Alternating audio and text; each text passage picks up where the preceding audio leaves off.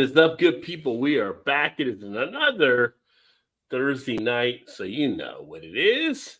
It's time to drink some beers, talk about other things beside beers. If you didn't see the comments earlier, Emerson decided to get a quick jump on everybody. So he's going to start sipping, and it was only 4:24 Eastern when he started. So let's hope that Emerson does make it to the party because he got a quick start. So welcome back, everyone, as we are a week away from the end of August. Imagine that, like just flew through the summertime, which is fine by me. Get into that fall weather, especially for you guys in the Midwest like Mal, Todd, Indiana. Y'all had a hot ass summer this year. So, I mean, we had a high here too, don't get me wrong, but you guys were like right now, every time you turn on the news, 60 million people under a heat wave type thing. You know, you guys were always like mixed up in that. You say that, and I thought the same thing. But up until this week, they said it was like a below normal summer, temperature-wise. Oh, really? Really? Yeah, because they said. I mean, this probably been a couple weeks ago, so I'm sure it's more than that. But at that time, it was only like 11 or 12 days of 90 degrees and above. And normally it's like 30 something, and they said for the rest of the summer we won't even have enough days, even if it was at plus 90 the rest of the summer, to even top that. So, wow, okay, that's what I thought. I was like, that's weird, because there was a couple weeks where it was just like miserable. Like this week, it's like boiling. Humidity's terrible. Like it's hot. Hey, there was a lot. I didn't feel it was an unusually hot summer. I felt it was a very dry summer. Like we had less rain than usual. I don't know, like the grass was dead for the first 2.5 months of summer. Yeah. It just seemed like we weren't getting enough rain, but yeah, I haven't heard that we were in a drought or anything. So I'm like, I don't know. Who knows? Maybe the news Mother Nature's like, hold my beer. The news guys are spinning tails again, maybe, but yeah. So I know you look at the heat, the map, it showed like the hot indexes. I know I wasn't, if there's anything that I didn't miss from moving from Cincinnati to here, it was the heat that I was seeing on the news, because it was not that hot here, although we've had our moments. In a couple of days we had the smoke from the wildfires, but not really as bad as some of the other states. But yeah. I'm not a fan of the heat. I don't know what our temperature got up to today. I know the last I saw was 98 degrees, and I don't know if that was the hottest, but that was without the humidity and all that. That was just the temperature. Yeah, we hit 99 today. So yeah. So I'd say we was in that range also, which sucks. I'll let the dogs out. Come on. Let the dogs out, Todd. Never mind, forget it. Shout out to Drew in the house. What is going on, my friend? Great to see you. Cheers. And everything is going smoothly, hopefully for you. It's like he's either drinking or grilling lately. That's all he seems to be doing up there, which is fine. That's amazing. Drinking, grilling life. But every time I see him, he's drinking or grilling. So I wish I could do just that. Yeah, right. He's got the good life going on up there in Canada. Jimmy's in the house. Cheers, Jimmy. Great to see you, my friend. What's up, Jimmy? Hope you guys have been checking out Jimmy as well, who's got some great stuff happening on his channel. JT, this is becoming a recurring thing. I mean, how many? This is like beer holidays. How many holidays can we get in a year, right? Like it's the same type thing over and over. So yeah. Wife's watching it right now. I guess he's about to show up down here in Georgia. So they got people out there. Got a bunch of police out there. Got people protesting. Like, I don't know. It's interesting. C'est la vie. Can't wait to see the mugshot. Yeah. Rusty's in the house. Cheers. Yeah, everybody stay cool for sure. What's up, Rusty? I said, bring back winter. Well, careful how you say that, because you guys get some rough winters up there. So. That's what he wants. He grills all through winter, right? No, I did not know he was out there. there in the snow in a t-shirt and does his beer reviews and grills all winter long. So for him, it's like, because he's Celsius in Canada, so it's like he'll be like, "Oh, it's minus 20 right now," which really is like, no, I would say minus 5 right now. It'd be that'd be like minus 30 or something. No, Drew loves winter. Yeah. Now I don't like it that cold. I like it. Yeah, no kidding. My range 60, 65, 75, 80. You keep it in there. Basically San Diego weather. Yes. All year round. I'm okay with that. Yes.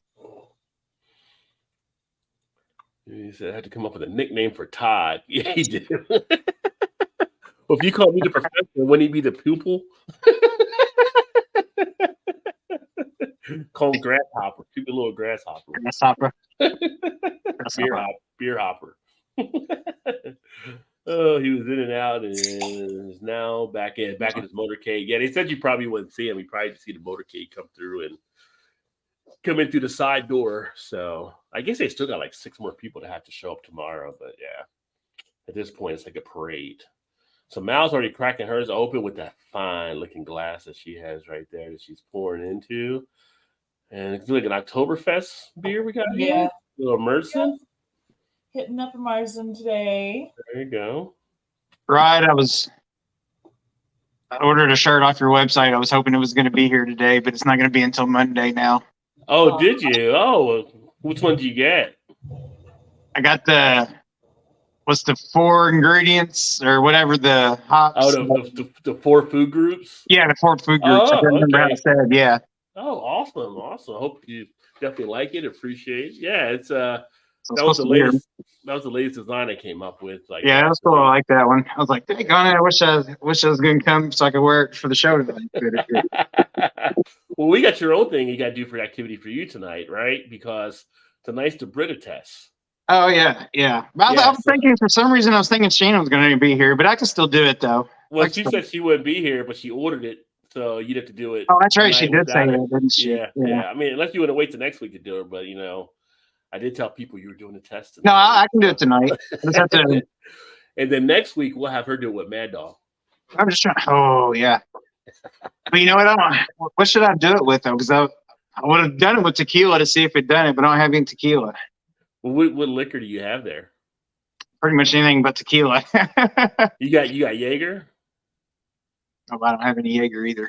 Nobody usually likes Jaeger, so I don't ever buy that. That's why it'd be perfect for the test. I know, you're right. I have to go downstairs and see what I got. I should have done that, but I totally forgot all about it until you just said that. Well, you just want something with flavor that you can taste before. Yeah, because vodka really wouldn't be much to it. So it wouldn't be too much to that one.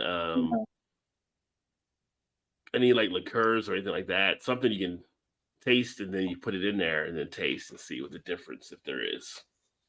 I've got some. I mean, do you think it'd work with bourbons? Yeah, probably. I would think. I do have some. Well, it's not mine, but it might as well be mine. It's pineapple flavored rum. I can try that. I thought you were gonna say pineapple bourbon. I'm like, I can try a bunch of different things and see how screwed up I really get tonight. Yeah, pineapple bourbon. If you wanted to take the taste out of something, that might be on the list. Yeah. Yeah. That's right up there with 99 bananas. Let's clear out that flavor, shall we? I love my winter LOL and shorts. So yeah, he's out there. Yep. Yeah. Back when I was a DJ in college, when the guys worked at a radio station, he wore shorts like all year round. And seriously, like, it'd be like wintertime and 10 below. He'd still come walking in with shorts on. Like, dude, how do you do that? Like, so. I do wear skirts through the winter, but I use waistline tights to make it possible. So, but I don't. Yeah, you gotta take something, right? Yeah, I don't really wear pants too much. I'm more of a skirt and dress type person. So. Old fart for Todd is what Rusty said. That's not a good name for Todd. So Rusty's wife was actually up in Michigan with Shannon this week. Oh, Rusty's wife's up there too. Okay, yeah. So it's his wife, and Shannon, and then 2 of their good friends. Well, did they get like a cabin or just like an Airbnb? Well, they were supposed to get an Airbnb, and then one of the people that went with them decided to get a hotel instead. So, not really sure what that was all about, but. So anyway, yeah. So the 4 of them, they'll be back on Sunday. They got up there yesterday morning, or about noonish, I guess, yesterday, and then they'll be back sometime Sunday. Not really sure when they're coming back, but. See, I figured they would get a cabin and they could enjoy the legalized crop up there out in the deck at night. Yeah, a little cabin in the woods. Nothing scary about it. It'll be all good. Nothing at all. It's cocaine bears running around. That will work. Beer hopper. That might be Todd's new name. There you go. Good evening, Rod, Todd, and Mal, with no cameo by Chew. Chew is working right now, right? So he'll be back. Yeah, he was running the cannon line this morning, and he is Yeah. working in the tap room tonight. So he should be getting home after 9 sometime. So 9 Central. Yeah. Sorry. Well, there you go. Executioner. 9 Central, 10 Eastern. Yeah. So he was actually running the can line, huh? Yeah. He's been doing that for a long time, though. Once a week, they do the canning line at the place he works. So he's Yeah. been doing that for quite a while. I guess you could say he was doing the can, then.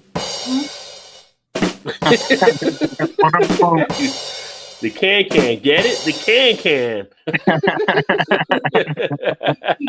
He keeps warning me that if the tap room's chill and the brewer's not in, because the music that he plays is played to the brewer, and the brewer doesn't like hearing other things than music. But if the brewer's not in, he keeps threatening to put this show up on the TV in the tap room.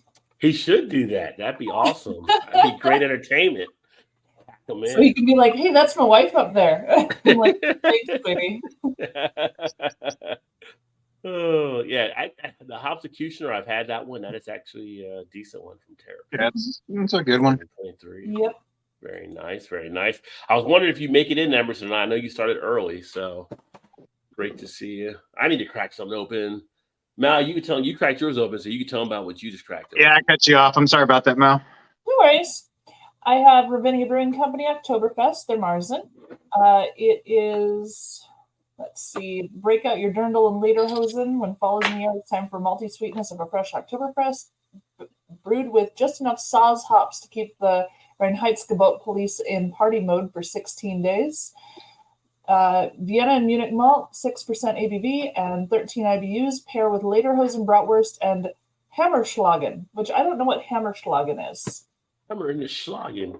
You put the hammer in the schlagen. Oh, that sounds naughty. I can't. But yeah, I don't know what Hammerschlagen is, but it says to pair with the beer. So There you Whoops. go. It's got to be some type of sausage or something, right? I guess. Maybe. I don't know. Like it's got to be some type of meat or cheese or something. It's German. It's got to be something like that. I really should just ask the brewer, like, what Yeah. the heck does that mean? What's this Hammerschlagen you talk about? I'll email him and find out. Would you open, Todd? So this one is West Coast style IPA. Name of it's Good Vibes, and it's from Voodoo Brewing. Ooh, like the can. The can's pretty vibrant. Yeah, I like that. And it comes in at 7.3% ABV. But it doesn't actually give any information of like hops used or anything. Mm. So I'm not really sure. Hmm. And I didn't look it up on Untappd, so I'm not sure what it is. Have you tasted it yet? Poured out a nice little golden yellowish orange color. I was going to say, Drew, if you're there, you want to join. let me Definitely get know. citrusy vibes for sure on it. We can have you represent the Canadian contingent. Whoop, whoop. I was tailgating before the show. I like that. We got tailgaters now with the show. That's what I'm talking about. Getting ready, getting hyped for the show. If you ain't first, if you're not first, you're last. Emerson's out there having a good time. You good?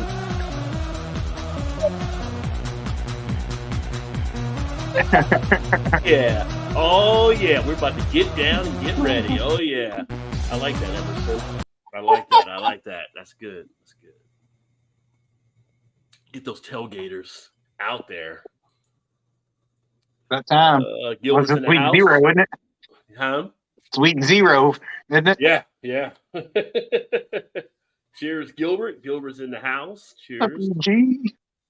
College football back Saturday. So it's Penn State versus Navy, I think, at night. But I think Jackson State is actually playing South Carolina or something, I think, during the day, which is like the first time they get an HBCU play like one of the power conference games like since 1970 something, they were saying. So Dion got that turned around where they're putting those teams out, which is great. So I'm just happy to see football back on the TV, college football.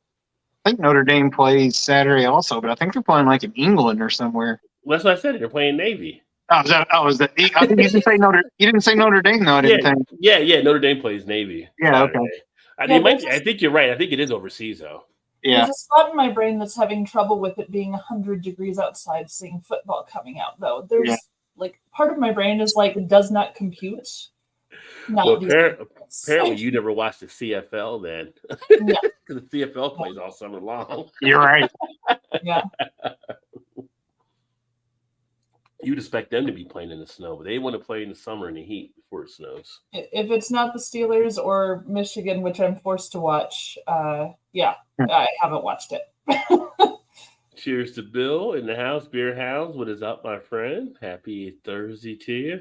Hopefully you're doing okay. You guys had a little bit of Hurricane Hillary come through Southern Cal last week, which was an interesting thing. Because one thing we were talking about a few weeks back, I think, all this weather stuff taking place. We hadn't really seen an earthquake. So in the middle of Hurricane Hillary, there was a 5.2 earthquake that took place as well. So, Seriously?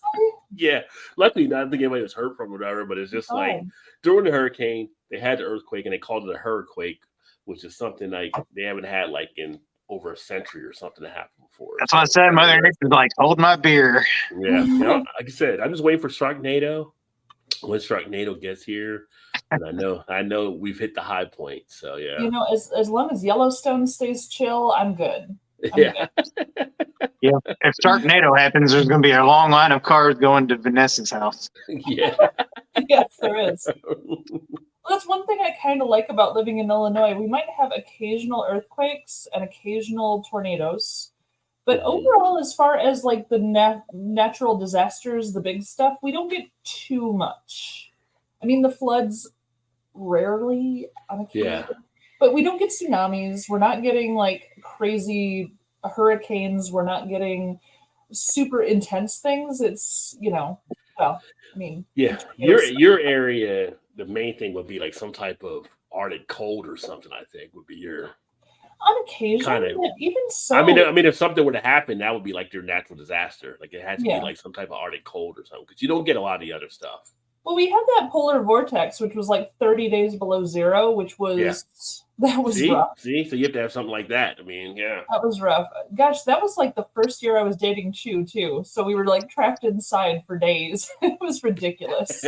That's how y'all became so friendly. I don't know. That's how actually. Being trapped together doesn't work for us, really. So what do you want to do? I got an idea. Light a fire and play Uno. Yeah, that's pretty much what we did for 30 days. Oh, my area wasn't too bad, but it did have me worried for a minute. Yeah, well, that's good then. Yeah, we had Shark. Shark was doing some stuff on his channel, kind of giving some play-by-play, I know, for a bit. But it didn't seem to be as bad as what they were kind of making like it was going to be at one point. I think in Mexico, they got hit a little bit more. But for California, you guys came out pretty much, I don't say unfazed, but definitely in better position. So, well, I'd rather they over-assumed how bad it would be than under-assume. But then that's why people were like, I can't trust the weather people because they're never right. Well, I know, but how do you have rightness on how devastating something could be? I'd rather someone was saying, it'll be really bad, and then, oh, thank goodness it wasn't that bad, than someone saying, it's going to be nothing, and then you're dead. You don't want to. You really don't want them right when the shit really hits the fan. Like, oh, we told you it was going to happen. Like, couldn't have messed this one up, couldn't you? Could have been a lot better off. But yeah. So I actually cracked open one more of the Double Cannon double IPAs from Heavy Seas. So local beer, 9.5. So definitely session ale thus far tonight. I watched your video today of your pickups where you got the 2 4-packs for like $5 or whatever it was. Awesome. Yeah, so which I'm going to have one of those here in a second too. But yeah, it was 2 of the $8 or whatever it was. It was $4.99 a 4-pack of the 16-ounce double IPA, Magnifera Indica double IPA with mango, 8.1 ABV. And so you think you get the stuff and you're like, well, it's got to be something going on with it. Is that outdated or whatever? No, Best By date is like December 2nd. That's awesome. So they just had to make room for other stuff to come in, basically. So this was done like in June, but a double IPA, it's not as much like a single IPA where you got to really knock it out in that first month or so. So it's kind of like, yeah, got a couple of them. But it's funny, I went to Jersey and I got 2 of the Firestone Walker. They're gold. The new one, the one from this year, the double barreled. Let me pull up my Untapped here. I wasn't really wanting to buy anything, but I was like, well, let me just see since I'm in town what they actually got here. Double DBA batch 10,000 Firestone Walker. It is their extra special, extra strong bitter, 12.3% ABV. Brewed this batch at double strength, aged it for a year in 11-year-old Old Fitzgerald wheated bourbon barrels, which enhance DBA's classic flavors of toffee and caramel with notes of bacon spice, cocoa powder, and dried fig. The result is double DBA batch 10K, a commemorative release that marks the 10,000th batch of brew beer at our Paso Robles, California brewery. So usually you see one of these bottles and like a lot of other places, and I saw it when I got back down here too, but they're usually around like $11.99, $12.99 or whatever. Spotted for $10.99 here. Up there in New Jersey on the shelf, $6.99. So I decided to grab a couple of them. Well, They also had a bunch of the Bourbon County coffees from last year too that just gathering dust or whatever. But I didn't get those. They were still like $20-something 99, $24.99 or whatever. But had those babies been marked down, I'd have loaded the cart for sure because you can hold those for a good amount of time. yeah. But I find myself around deals sometimes. It's what seems to happen. Just So, surround you. yeah. You don't even have to try. I don't even try anymore. I just like walk in and just it's always my lucky day. It doesn't work when I go to casino, but when I go to beer stores, it seems to work out well. Yeah. I mean, guess you gotta be lucky in some aspects. Yeah. Better be lucky than not, I guess, sometimes. Yeah. Unless it's bad Very luck, I guess. So then as soon as they bad luck, well, it's better to have bad luck than none. Like, no, it's not better to have bad luck than none. I'd rather have none because it's all bad luck. So why would you Yeah, want that? exactly. You're right. That's one of those sayings again that doesn't need to be said. It needs to But be yeah, it doesn't really make sense. Yeah. You do know that my name literally translates to bad luck, right? I did not know that. Where did you learn that at? You know the baby books where you can look up the meanings of names? Mm-hmm. Mallory is originated from the French and Portuguese, and it literally translates to bad luck or unfortunate one. Ooh. Hmm. Did you ask your parents which one named you that? So they were going back and forth between Melody and Valerie, Yeah. and they crossed it over. That's why I'm Mallory with only one L.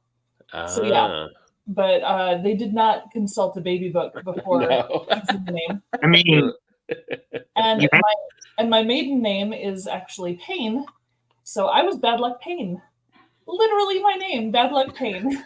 and you got run over by a car, so that's kind I of know, screwed. right? Got run over by a car? Yeah. I'm starting to feel Bad like luck pain, so yeah, that makes sense. I'm starting to feel like you were the oops baby.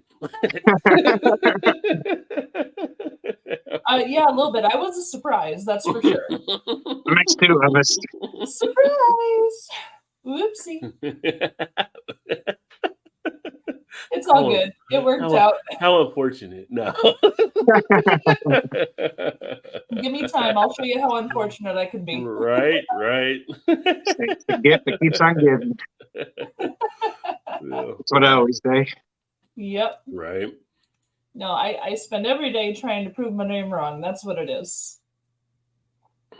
I'm battling on the good luck side, right?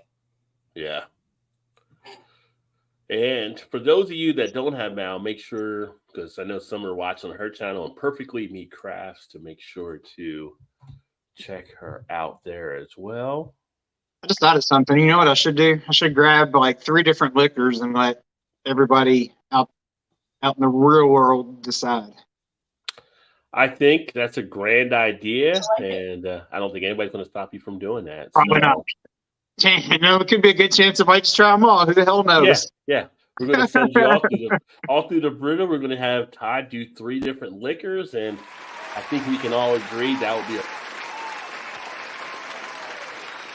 I mean, I probably should do beer too, right? I mean, I'd have to do beer at least once, right? Well, he didn't do beer. I mean, I don't know if you want to do beer through it. I mean, you might end up drinking the Milwaukee's Best after you pour it through there or something. Well, no, I'm curious. So, like, if it takes off like really strong alcohol, wouldn't it work on beer too? You think? We could put it to the test. There's I mean, no why way to not? find out, right? It'd be something interesting to do. Yeah, let's put it to the test. We have a Brita filter downstairs too, but it's Chews, and I think he'd be cranky if I messed it up while he was gone.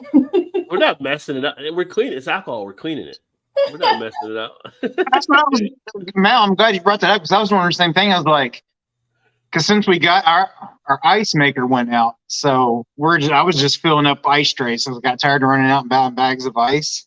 Yeah. So until I figure out how which way to fix it, which way it needs to go to be fixed. So when she got that Brita filter, I was like, oh, I'll just fill it up with water and then pour it in the ice trays, because I'm usually the ones that empty it anyway. Yeah. And so it tastes like filter, good ice again. So not that it was bad anyway, but it kind of had a little bit of the twang to it, I guess you might say. I don't know. Well, Todd's So got but I was liquor in wondering the that too, if you house. pour alcohol in it, if you pour water into it afterwards, if it messes it up. Yeah, probably because you can clean it, so you have to put cleaner or something or something. Like, I don't know what kind of special cleaner they may have for it, or did it say soap and water? But It'll make for some good ice, though, won't it? yeah. Forget the Jello shots. Yeah. Well, the good thing is Emerson, he has the liquor in house, so he won't be going too far when he does his liquor run here. You know what? I'm gonna grab a glass and I'm gonna pour some of this beer in just to see what happens. Yeah, You say it's in a house, but whose house? Is he going to the neighbors? I don't know. He's using a green screen, so who knows? He's gonna walk to the neighbors. Hey, can I have a bottle of tequila, please? Thank you. I'll bring it right back. Yeah. Let's see. Emerson says you clean it with white vinegar. So there you go. Oh, with white vinegar? Okay. Yeah. I do have some of that too. But I ain't drinking that. Ain't taking no chances on that one. Well, it's the same as drinking, 151 or, it'd be just about the same flavor, right? So let's see if I can He get light on fire if he does 151. tilt it down just a bit. Shine like, what did you do to my house when I was gone? We were doing science experiments. No, she knew this was coming. She Yeah. knew. Oh, she ordered it right during the show. Like, Yeah, she did. She ordered it and it came like 2 days later. Well, let me put Todd on there. All right, so I'm gonna pour a little bit of beer in here and see what happens. Let's get Todd on. Wait for you. Are you gonna change me over? Yeah, I gotta see if I can get it to work here the right Oh, there way. was. Oh, you just had it. Yeah, I gotta switch the. There we go. Now we got it. Todd is going to do science experiment. You can't get this What the hell on. is that? Like, what You the hell? don't get this on Bill Nye the Science Guy. I'm just telling you, this is adult Right, so this is- science. This was the beer I had. I wanted to do this. Yeah. So he's pouring the beer into the Brita filter for make a- those of you make just a mess tuning in, first. and we're gonna see if it changes the taste when he actually pours it into I'm the just glass. gonna pour in there. Well, enough for it to run through it, I guess. Uh-oh. Oh. Too much. All right. So it's a little swallow here. Let's see. See that? Look at it. Hold that up versus the other one. The color's lighter now. Yeah, the color is lighter. Oh, it is lighter. Here, let me straighten my camera up again. No, that's not just because it's less in the glass, right? No. No, I don't think so. I think it might have been a little Well- bit of a, hold up the glass a little more. Because Yeah, the the glass, base- the little one. Yeah. Trying to see, figure it's out the going- camera. look at There the we go. base. Look at the Yeah, base. the base. It's I still think a little lighter, How I dense think. it is across, right? Yeah. It very well could be the depth of it too, though. I'm not sure, Yeah. but let's see. Does it smell the same? I mean, it's so deep down in the glass. Honestly, I don't really smell anything. Somebody give him the Ciro nose. Nice. Well, okay. So It did kill the taste a little bit. Yeah. Okay. It does still have the hoppy flavor to it. So, but it doesn't have the citrusy notes to it like it did before, for sure. Oh, the So citrus got taken out? Yeah. So basically, it tasted like nothing except for it had the hop burn to it. So the kind of Wow. like a hop water or something. But it wasn't. But the hoppiness of it wasn't nearly as strong as it was without the filter. Okay. Well, that's But it didn't take it completely out like you see on a lot of those videos. So I'm That's kind of curious to see like a spirit of some sort if it would, clear it up more. Well, whenever you're ready to do that experiment, we can do that one. Yeah. Mhm. I'll have to rinse it out and I'll have to go downstairs and see what I got down there. But we know Like I what said, it just. I'll bring up a couple and then everybody can vote on it and see what we want to do. But we know what Or it just. maybe do all of them. Maybe. Sounds fun. That's Shannon calling. Don't be getting That was drunk her when I'm brother not calling. That's the only bad thing on my phone. there. Shannon's like, I'm watching. Don't be getting all hammered when I'm out of town right now. She wouldn't care. I turned my phone off of She would probably pull up her friends. silent, so Look No. at my husband on here doing this crazy shit. I love it. all right, I'm gonna rinse this out. I'll be right back. I can still hear you, but I'm gonna be over here at the sink. All right. Well, Todd's going to rinse it out so he can get some liquor to put into it. So, beer wise, the double can is actually pretty tasty. So, the review will be getting posted here at some point. But if you like a double IPA, malty, nice mouthfeel, piney, citrusy, not bad. Do you get heavy seas where you're at? Have you had any of their? No. You haven't never seen had them at all, or? 'Cause I No. know they get up. I know they get to Ohio and Michigan and stuff. I thought so. No, they haven't made it out to me then. Okay. Either that or they're hiding on a shelf somewhere where I couldn't find them. Well, so many beers you guys got up there in your area. Well, yeah, I have like 4 aisles of craft beer at my local stores, so it can be a little tricky to find them. So So do your stores actually separate out by like regions or states or Yeah. Well, stuff not like the that? states. We'll Okay. separate by region. They have the local, which is going to be just the Illinois stuff, and then they have Midwest, and then they have U.S., and then they have international. Okay. So they do separate them out. Yeah. That Some of the would be a- beers. This would be a fun experiment. I wish I didn't have to work tomorrow. Don't let that hold you back. You'll be You and me good. both, man. Oh, trust me. When has it ever held me back, Rod? This is why we start earlier now. Yeah, Right. but we tend to go later than we usually did. That's Not Mal. always. That's Mal. That's Mal. No, I know that's the mal. Oh, That is the malinfluence there for sure. I didn't do it. You guys Damn. went without me on here before. Don't you throw me under the bus. That damn Central Time. I didn't do it. The night It Todd wasn't got me. shit faced and won a Pulitzer Prize in science, right? Yeah. That's right. Doing it for the people. Oh yeah. This is the new Mystery Science Theater right now. So, All right, so what did you get? Did you get stuff downstairs? or oh, you no, I just just rinsed it out. Okay. But Matt just had that. I will go see what I got. I'll be right back. Okay. Todd's going to get the bottles of joy. Oh, so we'll see what he yes. brings back there. Cheers. Oh, that's from earlier from Rusty. Okay, last one was there from Emerson. So yeah, so this is kind of fun to kind of see how the drinks actually weigh out as Todd actually does these tests and everything. I know. I'm interested. Yeah. So on your channel, Mal, what do you got going on right now? So we're still posting the 60-second sips from the YouTuber get together in Chicago. Have a couple more left to post. Okay. After that, I'll be posting the Malort faces from when I had them all try the Chicago handshake, Sure, they love that. and that'll be followed by the. I planned a game for everybody, a blind tasting game.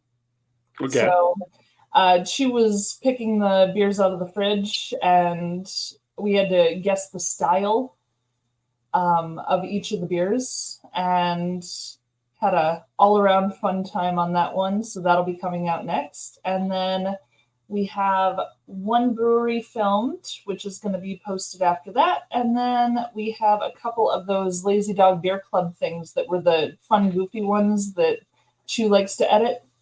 Okay. So those will be coming out after that. So that's the majority of it. I do know we have some fun plans for Halloween and Christmas coming up for sure, because I'm already plotting them now. So Very nice. Very nice. Yes. We really enjoyed doing the beer Christmas songs, how Christmas songs are actually drinking songs and people just didn't know. Yeah. I actually saw the Santa baby watching Shane's Craft Awards, so that was pretty good rendition there and stuff. So that was my absolute favorite of all the ones we did last year. I had so much fun doing that one. It was just so stupid, but I loved it. Man, congrats on the award there too. And Shane put some time into putting that all together too. He really did. He really did. Yeah. I'm looking forward to seeing how next year goes when we have some more people like getting nominated and more people getting involved. I think it's going to be so much fun. Yeah. So he's already planning next year. Yeah, I'm not surprised by that. He was really pumped. It was a good little thing. Although, I mean, you run the program, but you get 2 awards. I can see where there'd be questions out there. I can see that, Well, and you try to be clear as possible about the voting and everything. So, and I mean, a lot of the people voting are, people who regularly watch his channel because he's the one doing the things. So I kind of get it. Like, it's not necessarily that he cheated. It's just his voting pool is, his fans, because it's his show, it makes sense. And his videos were freaking good. They were excellent videos. I voted for his videos. Yeah. I didn't vote for mine. I voted for his. Yeah. So, I totally get that. But I got to tease them some. I can't just let them skate through that without making mention of it. So, I'm totally going to tease them about it, too. About how he's cheating and all. I got to say it. It's just... Yeah. The editing he did was really good. Now, that could have been nominated itself for next year as a show, the way he did all that stuff. So, no, next year's going to be super fun, especially because I've already been getting messages from the Alkanauts and from Shane about things that they're planning for next year in Canada. So I have to actually finish changing my name to Chew's name, because we've been married for like 4 years and I shouldn't have waited so long, but COVID ended the world for a while. So I have to finish changing my name so I can get my passport reinstated so I actually get to go. Otherwise, that would suck. The passport, what was your name? You have to get a new passport with being married to Chew now. Gotcha. Okay. Correct. My passport with my maiden name has expired now, so I need to change to his name and actually reinstate my passport. So there you go. You would think Canada would be like, they're Americans, let them in, like I said, they're I just think they did that for a long time until they got to know us, and then they realized that the nosy neighbors downstairs were kind of annoying. Well, I call them the meth lab upstairs. It's just like it's like you think you're really not. You're still blowing shit up. They are a maple syrup lab. Thank you very much. That's probably more right along those lines. It's a maple syrup lab. Yeah. And they need us to protect that maple syrup. So every time Shane comes to visit, he brings me these hard candies like the Werther's Originals, but they're maple syrup. Oh, that's a lot of maple syrup in one candy. I could see them doing that. Gilbert probably has some he carries around because he's up He also brought me ketchup chips and the all dressed chips, which made me just super happy. Ketchup chips, so like ketchup potato chips. Yeah. Okay, because that's like Lay's has a flavor up there or something, right? Is that what he brought? Okay. Yeah. Well, I don't know if it was Lay's that he brought. I feel like it was a different brand. The all dressed chips that he brought were Lay's, but I feel Lay's, like ketchup ones were different. Are those good? Up there. Oh yeah, they were great. I like dipping regular plain chips in ketchup and eating them. So then you would love the ketchup chips. Yeah, I've never had them though. I would think they'd be like fries and ketchup. That's It's really that's tasty. kind of what I think too. When I dip them, Shannon's always like, "Oh, what are you doing?" I was like, "Dip French fries in ketchup, don't you? What's wrong with doing plain potato chip?" Right? Well, I'm a big fan, so It's not like Okay, it's French I'll fries have to and try them if I see them. it's not like it's French fries and mayonnaise or anything. That's what she I like. love French fries. And Yeah, Oh, she does that. She's got no room to even say anything exactly. to anybody. He does look like that. when I went to Scotland, I tried the mayonnaise. Well, I like to mix the mayonnaise and the ketchup, so it's kind of both. Well, you can buy that now. It's mayo Right. chip. You can buy it Oh now. yeah, I like to do it myself because I like a different mix, and then I'll throw in a little caper juice in there. It's pretty fun. And then what's the vinegar stuff? The fish and Oh, chips. And vinegar? malt vinegar. Yeah. Yeah, malt I like vinegar. that with the fries too. That's really tasty. Yeah, that's good with the fries for sure. Yeah. Oh yeah. I like doing sriracha and ketchup, mixing it up for fries. Oh, sriracha and ketchup's great. And Frank's. I mean, literally mix Frank's with anything. Frank's and ranch is my favorite dip for pizza now. Really? Yeah, I dip pizza in Frank's and ranch. Well, you know what blend. they say about Frank's hot sauce? You put that shit on everything. That was their saying. Put that shit Oh, on is anything. it? Yeah, you didn't know that? It's just what I did. I didn't know it was a saying. Or put that shit on everything is what they say. So yeah. Ah. But yeah. So Todd, Alright, you cool. want to So here's the try bottle. something? Okay. Yeah, here are the bottles that I got. Okay. So I don't know. We'll put it to the test, I guess. I don't know if it needs to be clear or not, but it worked okay. No, with he the did beer. all. He did all of them. He did. Did he do all tequila, kinds? He did. Yeah, he did Mhm. different colors. So the first one I got is Copper and Kings American Brandy, Okay. which is made here in Louisville. Yeah, I used to get it at Party Source. And I got a banana liqueur. Oh goodness. Liqueur. Yeah. Got some Appleton Estate Signature Blend Jamaican rum. Okay. You're making me thirsty. And then I think my daughter's friends left this over one day, so I grabbed it just to see. House rules. Yep. Rumplemint. Ooh. That'll be a good one to put in there for Okay, sure. yeah. I knew Yeah. you were say that. That'd be a good one to put in It's there. actually not bad, but woo, man, it'll knock you for sure. Like That's one of those black licorice ones, right? Rumplemint. Yeah. it's peppermint flavored. Yeah. Oh, it's yeah, peppermint. Yeah. that'll be excellent to put in. I can't even get the cap off of it. It's been down there for a while. There's a child lock on it. That must be. I know, right? I can get the child lock off. What's the code to getting into this thing? 1, 2, 3, 4, 5. It's the same as my luggage. It's kind of one of those shitty ass stats. Maybe I'll probably put it on. I probably put it on too tight and I couldn't get it off. Now this is how much they drank out of it. Not much at all. Really? No one Yeah. got the Spaceballs reference? Come on, guys. Todd, what are you going? You gotta get the child lock off? He's actually gonna get a tool. Yeah, I got to get something to get a better grip on that. That's what she said. Yeah, he needs he needs to get a grip, all right. Yeah. This should be interesting. I And think I believe me, that's not what she said. I love me some Appleton. Appleton's pretty good.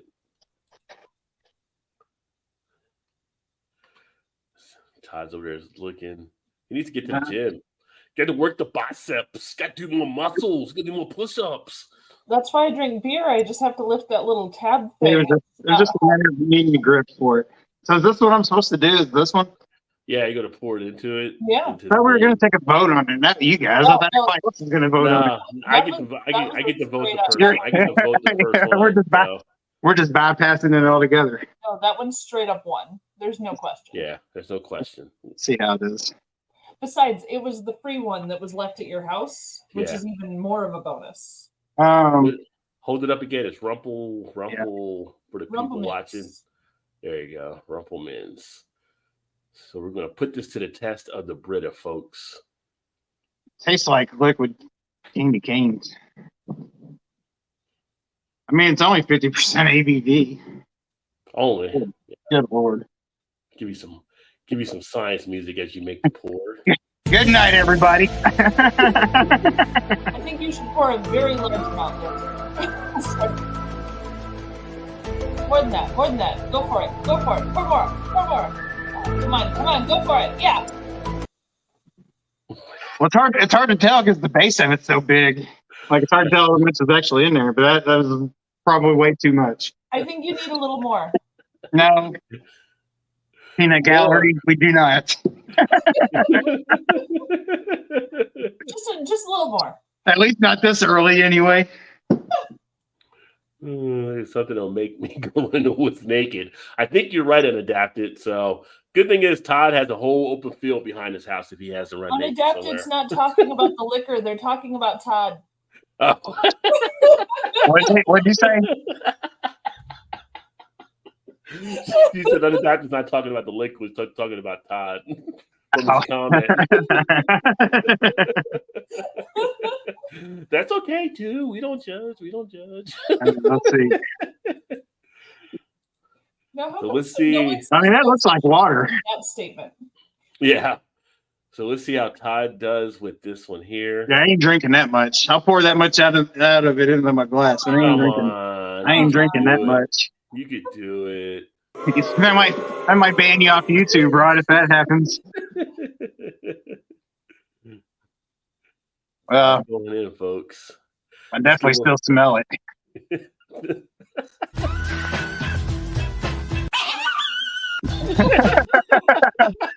I thought Todd's going to be feeling in a second here. It's the sound of Todd running into the woods naked. Yeah, still, although it's not as strong as it was, but I definitely do smell peppermint. Okay. So the taste is what's supposed to be altered. Now you got to do a comparison to how it actually tastes, though. You haven't tried how it actually tastes. I've tried it before. Well, no, you have to try it now while you're like comparing them.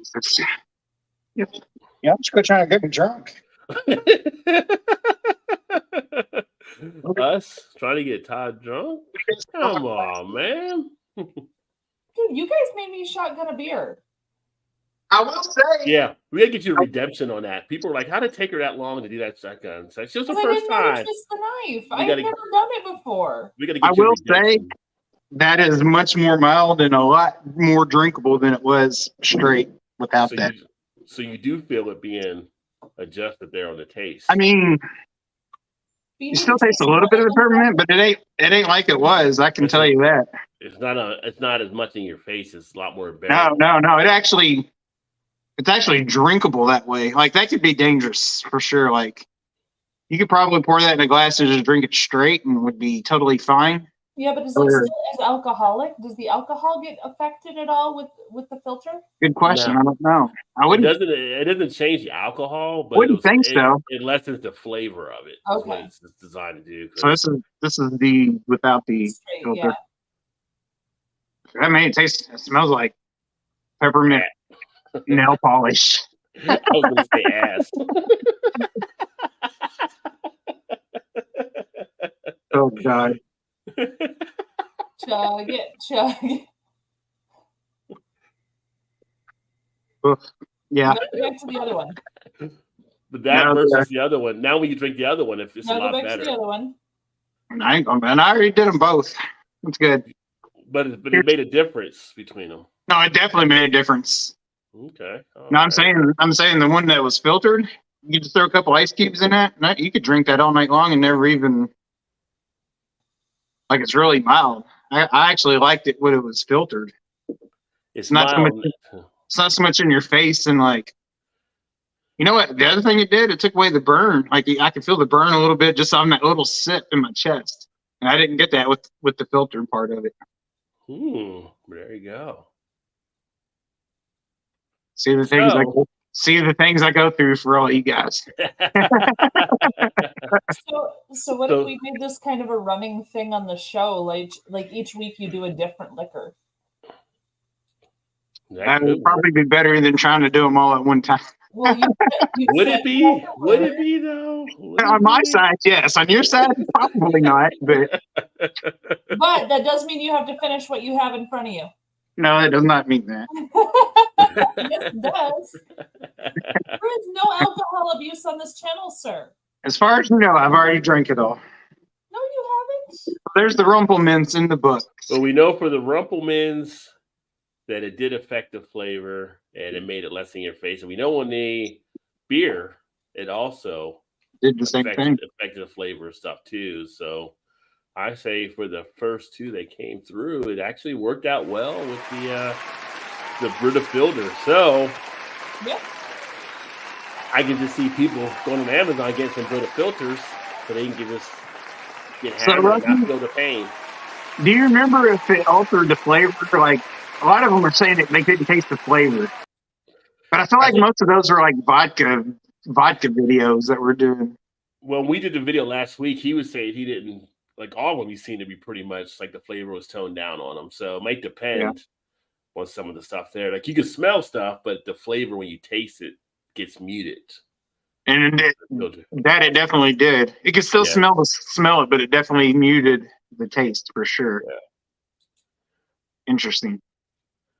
Science is fun.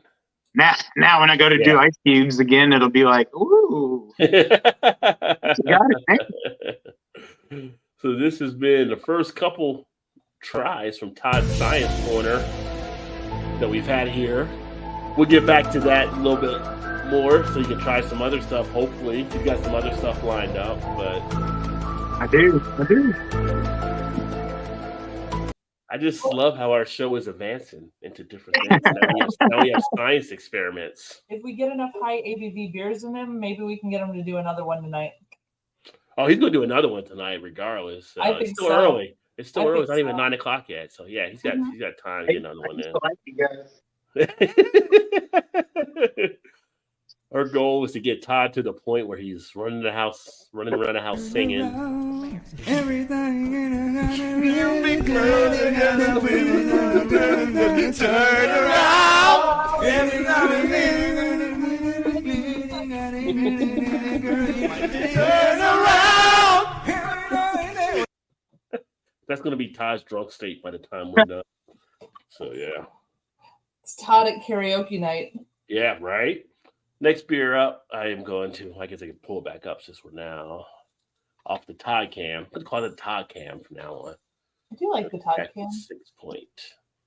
This is the Magnifera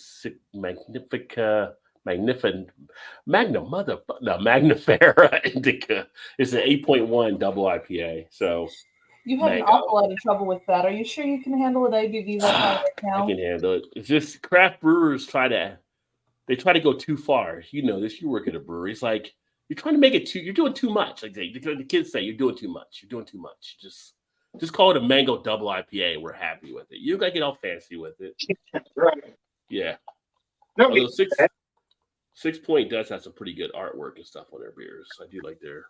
At least they went to a regular can. They used to have those weird slim cans that they used to have all the time. So pretty cool artwork there. Well, I want to wait to hear what your beer is about, and then I have to get one of my own. Oh, this is the Mango Double IPA, so tropical citrus. I don't have a server tonight, so I have to bust my own table. Action, right? It's like a bowl of tropical fruit. Choose out there bringing beer to other people and not to me. So Not to the one he loves, right? Yeah. Not fair, is it? It's terrible.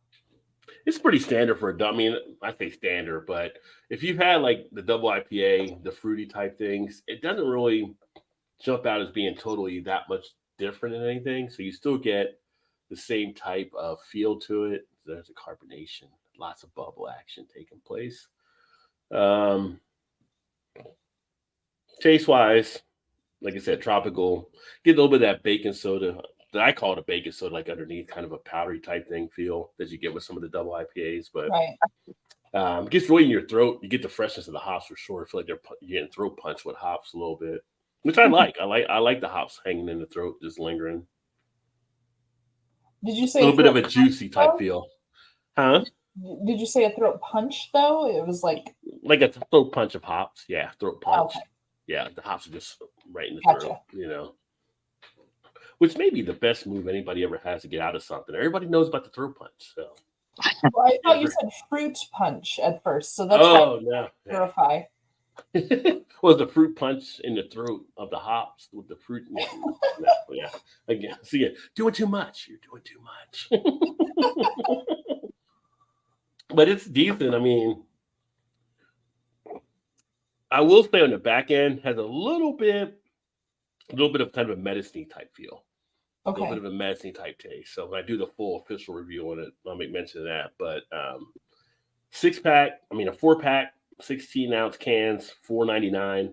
Regularly, I think they were like $12.99 or something, I believe. So it might have just not been a big enough seller. I think on Untapped, it's got like an average score, like around 3.5 or something like that. So it's not one of the ones that jumps off from 6 point when you think of their beers, but it's Right. decent enough. If I was sitting in the backyard barbecue having a burger or something like that, I usually have the double IPAs, maybe some pizza. It'd be fine. I can do that. Actually, with an Hawaiian pizza, maybe some of this would be okay.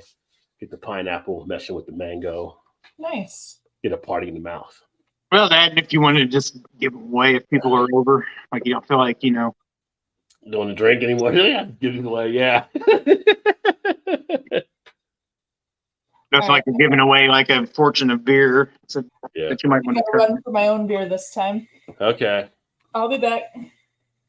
So Mal's going to get her beer, and then she'll get back. Probably do some beer news here. Let me see here. Filtering removes the conjures from the booze, Gilbert says. Jack Daniel, Tennessee Honey. Oh, very nice, David. Cheers, my friend. I haven't had Tennessee Honey in a while. I do like Tennessee Honey. It's been a bit. Do you have Tennessee Honey there? I was going to say I had a bottle downstairs I could have grabbed. You could do Tennessee. David likes Tennessee Honey. Let him know how good. If you want to do the Tennessee Honey, Yeah, I can change it out for some of these instead. or you can add it in. What is wrong with you all? Change it out, or you can just add it to it. Yeah. If it was a Friday, then that definitely probably would happen for sure. Or Saturday. Let me see here. Yeah.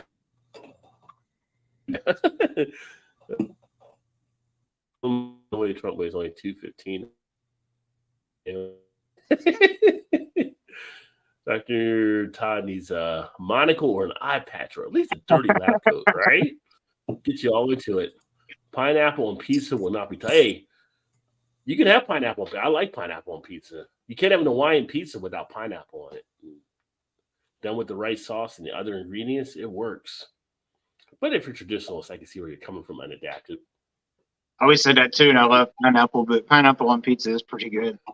Like if you'd have told me, like when I was growing up in Jersey and like in high school, and we go get like slices of pizza, if you just had put pineapple on it, I'd have been like, "You're crazy." That's a mighty fine glass right there. She likes drowning you for some reason. I should be worried, right? I should worry about that. Wait, I need to do this. There we go. Right. Yeah, with the Rajay Beer Ventures bottle opener and to get your beer on. Oh right? Yeah. Look at that. Which reminds me, I haven't had a chance to put together. I need to do another trivia. Oh yeah, you do. For us to put together. So Well, for me, I'm having a double Oak-a-Dope. It's an 8% IPA with Cashmere, Mosaic, and Strata hops. Oh. So this is the brewery that she works at, and Cashmere and Mosaic, that's my favorite hop and Chu's favorite hop. So we take full credit for this entire beer, even though we did not personally brew it, but we think it was inspired by us. Well, there you go. Big time Gene Wilder. I don't know. I mean, we're all over the place, but it's great to have you swing in. Welcome. Say hi. Always positive vibes. Drinking some beers Thursday. Every Thursday night we do this. Enjoying life. God bless you as well. Yeah, this is us kicking back. So, Oh yeah. that YouTube algorithm. Nobody's figured it out yet. So, yeah. Yeah.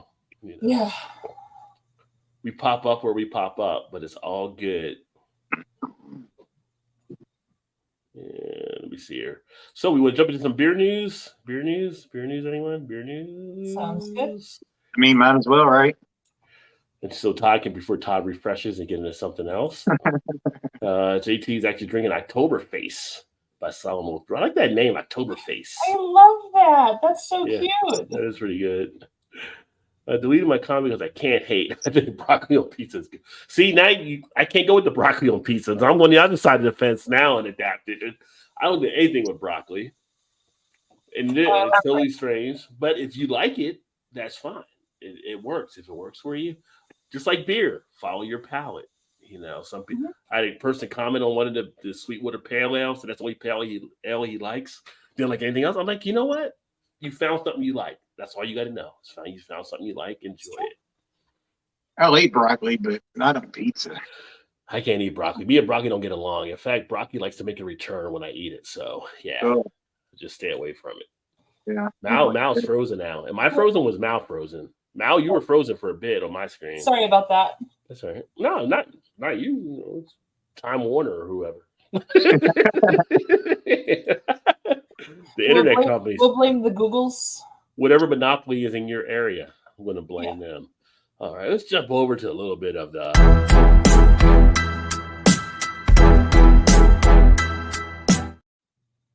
Oh, where to begin? Beer news. So, Rod's going to pull it up here because we're on the beer stream. We're all among friends. We're all drinking beer. One, I didn't even know we had a person that even did this. So, over the last couple of days, I don't know if you saw us or not, I didn't even know we had an alcohol czar. I didn't know that position existed. Well, Biden's alcohol czar, because apparently we have one, is now warning Americans could soon be told to limit themselves to just 2 beers per week. And it says ODA, but it meant on Daily Mail.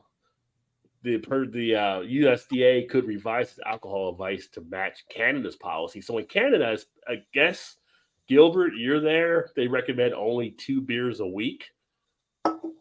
Yeah, that's not going to fly here. And if I had that little kid video, I'd be like, bullshit. Bullshit. You're right. Bullshit. Bullshit. Bullshit. Oh man. It's like, one, I don't even know who this alcohol czar kind of guy is, but 2, what are you talking about? We're not going. Are you want people to get shot in the street? Is that what you're pushing for? No kidding. As the U.S., we're going to allow a czar to tell us what we can have. I don't see that working very well. I'm like, Oh my gosh, there are so many problems with this story. I'm like, are we trying to bring back prohibition? What is the deal with that? Like, No kidding. Good Lord. well, they shouldn't be really recommending alcohol at all, right? Isn't that a thing? well, it's for the health type thing, but it's like, but he's like, oh, I enjoy, he's like, I'm not gonna get rid of it. Like, I enjoy my 2 glasses of, he said, of a butterly not Cabernet, butterly, one of the white wines, like a week or whatever. Like, yeah, you drink 2 glasses a week, but maybe you're an alcoholic or you got a problem and you can't stop, so you have to limit yours. Like, I don't know where these guys come up with these stuff, and this is why people always question science. They always question science on some stuff. Like, dude, I'm on the low end if I have 2 beers a day. It's because they're not getting rich. It's because they're not getting rich off of it. But I work with beer. I have to drink beer. That's literally what I do. 2 beers a week. Well, here's the funny thing. So the same week, this week, a story got written or released. Beer could be better for you than probiotics. The findings published in the journal Frontiers in Nutrition highlight how beer contains a brew of compounds that can be beneficial to your gut. So the one guy doesn't want you to drink any more beer, and the other, you can drink it, and it's actually good for you to drink it. Come on, we gotta get on the same page. This is why COVID. Well, someone just told me the other day that eggs are bad for me, so I'm like, yeah, I'm not gonna stop having eggs. I'm not gonna stop having beer. Honestly, those probably aren't the things that are going to take me out in the end because I drive a car. So, what do you want? What do you want? This is why people get confused on the vaccine. I'm just saying. All these different things coming out from different theories. It's like, we know historically beer has had benefits. We know historically people could drink beer as they did a certain number of ages ago that could replace food. We know that beer has proteins in it. We know beer can do different things. You're We not also know overdoing that it, beer so can it's fill situations that beer are can very- actually do bones. Beer can increase your bone density. Beer can do all different. So it's like, I don't know who this alcohol czar is, but it's like, I feel like he's not a certified beer server by any means. He He's needs to not get in the, he needs to get in the Cicero program and find out what beer can actually It do. needs to be fired. Is what it needs to be. Yeah. He's probably just a YouTuber with that name. Yeah, self promoted. Alcohol czar. I don't even know this guy's even Biden's a like, oh, that works. That works for me. I feel like Jill told Joe, you need to give my cousin a job.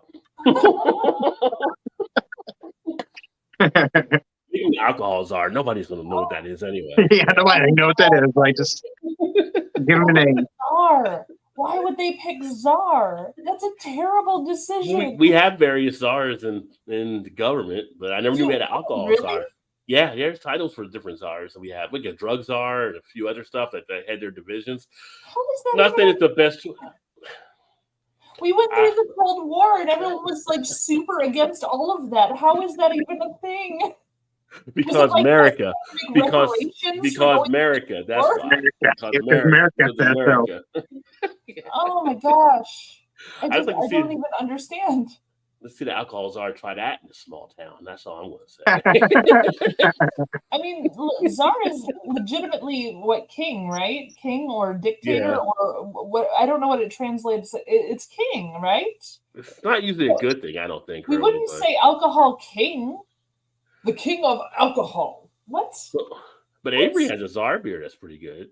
Yeah, I'm sure they do. That is true. Oh, let me see here the comments. On Let me that guess, one it's there. a Russian Imperial Stout. It is. Yes, that's what I was going to say. I believe it is. It is. Yeah, I'm not surprised. That makes sense to me. That tracks. Pineapple, a piece of me. I'm a Four Loco son. I love Four Loco. Would be nice to put in Pineapple the and border. pepperoni. Yeah. Pineapple and pepperoni. Hey, Forget do you think- forget Do you the think we can get Shannon to do a Four Loco with the Brita? We could probably get her to do Mad Dog in it. So you know the taste won't be there. Maybe she'll probably do Four Loco. She might not do Mad Dog. She might have too much of a flashback on that. No, I gotta don't do, know. gotta do I'm not that. sure. I'm not sure which one would be better. Yeah, it's an actual article. If you pull it up online, you will see where he actually said this on UK Daily Mail, whatever they were interviewing him and stuff. And apparently, Canada has that policy now where they recommend 2 beers a week. I mean, So okay, what they recommend one glass of red wine for heart health. They recommend like all these different things recommend these things, but just because they recommend the We things trust the doesn't mean we government, have yeah. to do it. well, here they recommend 1 glass of red wine a day, though. If you're Right, a woman, for heart 2, health, if right? you're a guy, like they say 2 a day. So, how do you feel about that, Mal? Are they saying only women can handle 1, or is it just? 'Cause they'll say guys you can do 2, but they'll say women you only do 1. I think they're making an assumption based on body mass, and I mean, some women should have 2, some women should have 1, some men should have 2, and some men should have 1, and I think that's a Right. ridiculous thing for them to do. For me, my body mass would say 1, my tolerance would say 6. So Well, I know you can outdrink some guys from what I've heard. So yeah. Somewhere in between, maybe? I don't know. Mhm. well, I can get through a bottle and still walk straight, so we'll see how it goes. JT says, I like Biden, but he's calling bullshit. But yeah. It depends. That's what the government on most health advice, but not most of what the Pentagon says. Government's The always Pentagon got a give question health mark. advice? Why is the Pentagon giving health advice? That's terrible. No, he believes the government owns the house, but not most of what the Pentagon says. Oh, okay, Yeah, okay. Yeah. My goodness, I thought the Pentagon was giving health advice. I was like, oh no, we've got into a whole new era of bad. Wear a mask and indulging in booze, but just got your cousin. Yeah, what's up, John? John Distilled. You haven't checked him out? Check him out. Yeah, so I just shared a part of the beer news Hi, John. where the alcohol czar, if you didn't know we had an alcohol czar, has recommended starting to look at maybe the next recommendation, which happens in 2025, that Americans drink no more than 2 beers a week. An hour. Not 2 a day, An but hour. 2 a week. An hour. I'm like, oh, 2 in an hour. I got this. you're just calling for mass anarchy in the streets. You know who's behind that? the same person did the Bud Light campaign. Terrible probably. marketing against the government now. Yeah. He's like, guess what? We'll just do 2 drinks a week. This is a great idea. Let's do You know, that. I never Oh, saw that guy honestly. before, so that might be the new job. That might be the new job. May have written that article, whatever. Oh, if beer killed you, there'll be no drink. Good point. Good point. Or Czech or Polish or Americans or Like if you're gonna let me anyone do 2 else? beers a week, you might as well kill me. You might as well let me go because if I can only drink 2 beers a week, like imagine they started rationing beer. That would be crazy. So beer itself isn't the killer. It's the people who get behind the wheel after having the beer. That's the problem. Yeah. Well, even some of that, even behind the wheel, just some stuff that people do when they drink too much. Yeah. But drunk driving is a big thing. Eat and drink what you want in moderation. It makes you happy. Doesn't kill you right away. Puff away. Right. Yeah. You got time. What happened to the last Russian czar? Well, let's go into the story, shall we? We like the czar word apparently. Czar, Russian emperor, a person appointed by government to advise and or coordinate policy. Yeah, just more comedy shit to keep me from tailgating before this show, right? Yeah, so here's the thing. We're supposed to be against communism in America, but yet we still have people called czars. You go figure that one out. They spent like 20 plus years, attacking anyone who had any ideas that were even vaguely communist. Like, how can they Right. have positions in government that are czar then? Well, no, okay, the communists overthrew the czar though, right? So was that in contrast to that, perhaps? Because it was the Maybe. communists who overthrew the czar. Yeah. So if you're going against communists and calling things czar, I mean, I guess, but it still feels really weird to me. It feels weird that we have a title for czar for something we've been against. For anything. Yeah. I wonder if there's a pizza czar. Like, who rations the pizza out? Who's a pizza czar out there? You know? Who did soup? I hope they allow pepperoni and pineapple. Maybe whoever we don't they are. have a soup Nazi. We have a soup czar who tells you no more soup for you. I think the pizzas used to be Papa John's. No longer though. You know, we may They'll have a have a pizza. Little Caesar. We may there you have go. a Yeah, Little pizza Caesar. czar because I saw a thing earlier, and I think pretty much everybody as a kid would agree one of the best meals you got in school as a kid was the pizza. So maybe the pizza czar was in charge of making sure you got good pizza when you were in school. So there might be a pizza czar. Okay, the pizza when I was in school was a rectangle of The square? cardboard with crazy glue on it. That was not good pizza. So that czar needs to be fired. Well, we did square pizza and stuff too, but it was at the same point, I was in the 80s, so kids would sniff glue. So maybe the glue meshed. I don't know. They sniffed all the pizza first, and then you got the good stuff.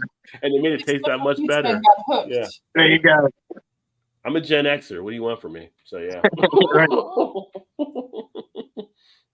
If you haven't flown at 20 miles per hour on one of those merry-go-round wheels, you have no idea what you're missing. And stand up holding on just to see if you go stand up, fly holding off or on. not. And if you were adventurous, you got on the outside. So, Yes. Hey, if no one falls off of that thing, you've done it wrong for the day. I'm sorry. Exactly right. Yeah. Exactly. Fall off of that for it to be done right. Yeah. And the person who falls off, they probably deserved it. Just saying. Listen to me. He goes, Hunter S. Thompson lived until 67, doing everything under the sun most every day. The only thing they killed him was Hunter S. Thompson. You do you. Cheers. What's the advice on a 14% cellar barrel aged flight? Drink it. Yeah, drink it. That's the I mean, advice. that's my advice. Drink it and Have enjoy that it. thing. Have that thing and enjoy. The czar recommends 10 shots of Russian vodka a day. Yeah. So I didn't know we had an alcohol czar. So that was a interesting piece of beer news that I saw out there. And then on to the next story. Todd, you'll like this. Indy ranks among top 10 U.S. cities for beer lovers. Over 150 breweries are in Indiana now. So Indiana is actually growing. And because I know some people will be like, well, what about my city? What's the other cities? We're going to take a look. So here we go. We'll take a look at the other cities on the list. And I'm going to get this off the screen here for a second. There we go. Unfortunately, number one, I'm not in anymore, which was Cincinnati. Number two, we had Denver. Three, we had Philly. Four, Chicago. Five, we had Richmond. Six, we get Seattle. Seven, we get Portland. 8, Indianapolis. 9, Milwaukee. And 10, St. Louis. So what you're looking at is a factor score on how they ranked out the cities. And the way they did it was average between these 4 categories. Bar score was based on the amount of top-notch, what they consider top-tier bars that the cities had. They ranked that anywhere from 1 to 10 or with decimal, as you can see. Brewery score was the impact of the breweries they had in that area. Beer price score, and again, that's why I got the Rod J deals. So I was in Cincinnati, and they were ranked as the highest one. Accommodation price score, that's a little bit different. That's actually that had accommodations that were pretty price effective if you wanted to visit those cities, and then they gave you the total score or whatever. So that's what brought Indy up in the top 10 because look at that, we're 9-4. Yeah, for only 5-4 in the bar score, which makes sense because I don't really see where there's. I mean, there's some pretty decent ones there, but they're nothing spectacular. Right, and they're brew, 5.7, a little bit more than average, just like Cincinnati was there as far as brew. You look at where's Chicago, 7.5, which I thought Chicago would have been a little bit higher there, but Portland beat on the list at 10. If you're going to take, they're rated high. We all know what Portland has, what Denver has. So, well, Chicago has a lot of breweries, but not all of them are good breweries. Yeah, I mean, we have several that are not as good. So that's a fair rating, I believe. The 9.9 on the bar score, though, I'm kind of feeling pretty good about that. Yeah. So you definitely right there behind Philly for the bars. Yeah, Honestly, between Philly and Chicago, you're looking at 0.1, but Chicago, I've been around there more recently in the last few months. It's definitely more of an easier walking down than Philly. Philly, they're kind of shooting a lot of people around there right now. So if I choose one to go to, it would definitely be Chicago over Philly. I mean, to be fair, the Chicago shootings are happening too, just in very selective areas. Yeah. Not generally where the bars that visitors would go to. Yeah. But, so where it came down for Chicago was kind of like on that accommodation because it does cost you a good penny to get some of the spots there in Chicago. That is true. Yeah, and the beer prices, you guys are definitely not one of the cheaper ones. You're still better than like the 5 average or whatever. So, well, the beer price is high. I'm aware, and I'm willing to pay it, but not everyone can. It can be tricky sometimes, for sure. Yeah. So. And it kind of favors that of the smaller, like you look at the smaller markets, Cincinnati, Indianapolis, Milwaukee, where you would have maybe a little bit more cost effectiveness. Richmond, they're not like huge major cities, right? So you got a little bit more of that in there too. But I mean, I told Tom many times, one of the places I used to go to, you would get like a 25-ounce IPA on draft for like $4, which is unheard of. Yeah. Buffalo Bills, what was it called? Buffalo Bills. You got it. Yeah. But you get that, and Todd's been to some of the stores like around Cincinnati and Jungle Gyms. You can get all kinds of crazy deals. It's just like, So beer price is the thing that really helps them out in that regard. But this was just came out of the top ranking beer cities, so something neat to share and found it kind of interesting. Mm-hmm. So any thoughts you guys have on it? Anything surprised you there? I guess I don't know why I would be that surprised because I don't think the beer pricing here is outrageous or, compared to other cities. And you're probably right. Probably the more smaller market is probably is more price considerate. Mm-hmm. I was a little surprised by Richmond, Virginia. I didn't expect to see that on this list. As being one of the top 10? Yeah, it kind of came out of nowhere. Like, I don't hear about Richmond, Virginia as a place to go. Like, other than like, there's other things there, but it's more the outdoorsy stuff, not necessarily the bar scene. And their bar score and their brewery score are low, but their beer price score and accommodation kind of made up for it, I guess. Right. So they kind of threw me a little bit. I didn't expect Richmond, Virginia to be on this list. I mean, honestly, I would say the bar score is probably a little low. I wouldn't go that low. Like, I don't think there's anything spectacular about some of the bars, but 5-4 seems awful low. Mm-hmm. Like, there's we've been to some pretty cool bars up there. So Yeah. maybe they're few and far between. I guess I don't know. And Yeah, I thought- mean, you look thought at again. St. Louis and Milwaukee would have a higher bar score myself because I've been to bars in St. Louis and Milwaukee, and I liked the bars there. I don't know. Yeah. Well, keep in mind, it's not just having the bars, but they consider like top tier type bars too. So, Okay, so if so you're they're being- probably taking out some of the dive bars. Which dive bars? I love dive actually Right, yeah, yeah. Alaskan, right? But so depending on how they rated it out, somebody might have said, "Oh, it's okay," but it's not like what I would consider like a top type thing, you know. So right. So do they wonder is a brewery considered in that, like as a bar? Well, the brewery score is separate from the bar score. Well, yeah, the brewery score, the brewery score is I based mean, I guess it's that's more true, based but- around the number of breweries that are there, and then the bar score kind of the amount of top tier bars that are there. So they'd be separate. That's how they're looking at them. So they wouldn't have them together. but even looking at like Indy's brewery score is what 5.7, and they're still in the top 10. That seems weird to me anyway. For Indy, well, they're helped out by that beer price, and they're helped by the accommodation. So you Oh, can, well, yeah, the combination. well, sure. they look at where to stay at if you're going Yeah, out yeah. somewhere for a couple of days and you want to get beer. Indy's seen as a great city to kind of do that because of it. Yeah. Low cost, great accommodation. You know, But which- stuff around. I Yeah. would agree with the accommodation part because for most part, places you go into in Indiana is pretty, accommodating and nice and friendly. It seems to me anyway. Yeah. But Yeah, yeah, Shannon so will that- probably disagree. She's like, "Oh, it's Indiana. It's boring." Blah blah blah. Like she knows he does, but yeah. But Yeah, I was those guys. Denver's scores. Like I've been to Denver once, but I was there for a wedding, so I didn't really explore it all. I would love to actually explore Denver and like see what's there because I've never gotten to do that. So now, Mal, that makes me want to try it. you would have a good kind of mix of accommodation wise for the states when you and Shu did your all's tour. Mm-hmm. Right.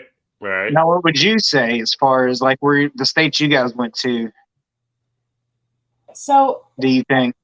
as far as the accommodation thing, we were van lifing for that trip. So we were staying at like rest areas. Well, I just mean like the friendliness and whatever of Frick. Oh, the okay. places you went to more so. I think, and that what that was I more so misunderstood than your question. In that case, I loved Minnesota. I thought Minnesota was fantastic. Great breweries, great bars, really nice people. I had a really lovely time in Minnesota. The same would be said of South Dakota as well. South Dakota was fewer breweries. They had good bars, but fewer breweries. But like the people were very welcoming, very accommodating. Everyone was super nice. Missouri was really fun too. So those three would be my tops for that. As states that I don't go to as often, I mean, Illinois, I always have a good time in Illinois because I live here. I would have moved if I wasn't having a good time here. I would move. Yeah. And my hubby lives for Michigan, so he's super happy when we're up there. But I'm taking those two out of the running as far as this list that I'm giving now. I loved Minnesota. I really, really did. The people who worked there, the people who were like just chatting up the people at the bars and stuff, like they were all so amazing. We had a blast in Minnesota. So that would be top of my list. Yeah, I've been to Minnesota before. It's got some cool areas there and stuff too. Mhm. So, yeah. And it's such a pretty Very state. nice people. Yeah. Yeah. We wouldn't be there in the winter, but you know. No, I wouldn't want to be doing Yeah. that. During the summer, it was That's pretty true. nice. I've But- been in the wintertime. It sucked. Yeah. Have any of you aged at Duval? I heard they're good for age reviews. I've never had the patience. Yes, I've aged Duvals before. In Duval, rather, they're pretty good. So yeah, those beers will last you for years. They're Belgian, so Belgians are made to last. So yeah. And hopefully be a better human than old Hunter. Yeah, well, okay. Hunter S. Thompson. Dr. George Coombs, the director of National Institute for Alcohol Abuse and Alcoholism. Got it. Yeah, the alcohol czar. I took a trip to Asheville recently. Yeah, Asheville is definitely a spot that I need to get to. That's on the list as well. And for any beer drinker, you have to try to get to Asheville. I know. So, I've heard good things. yeah.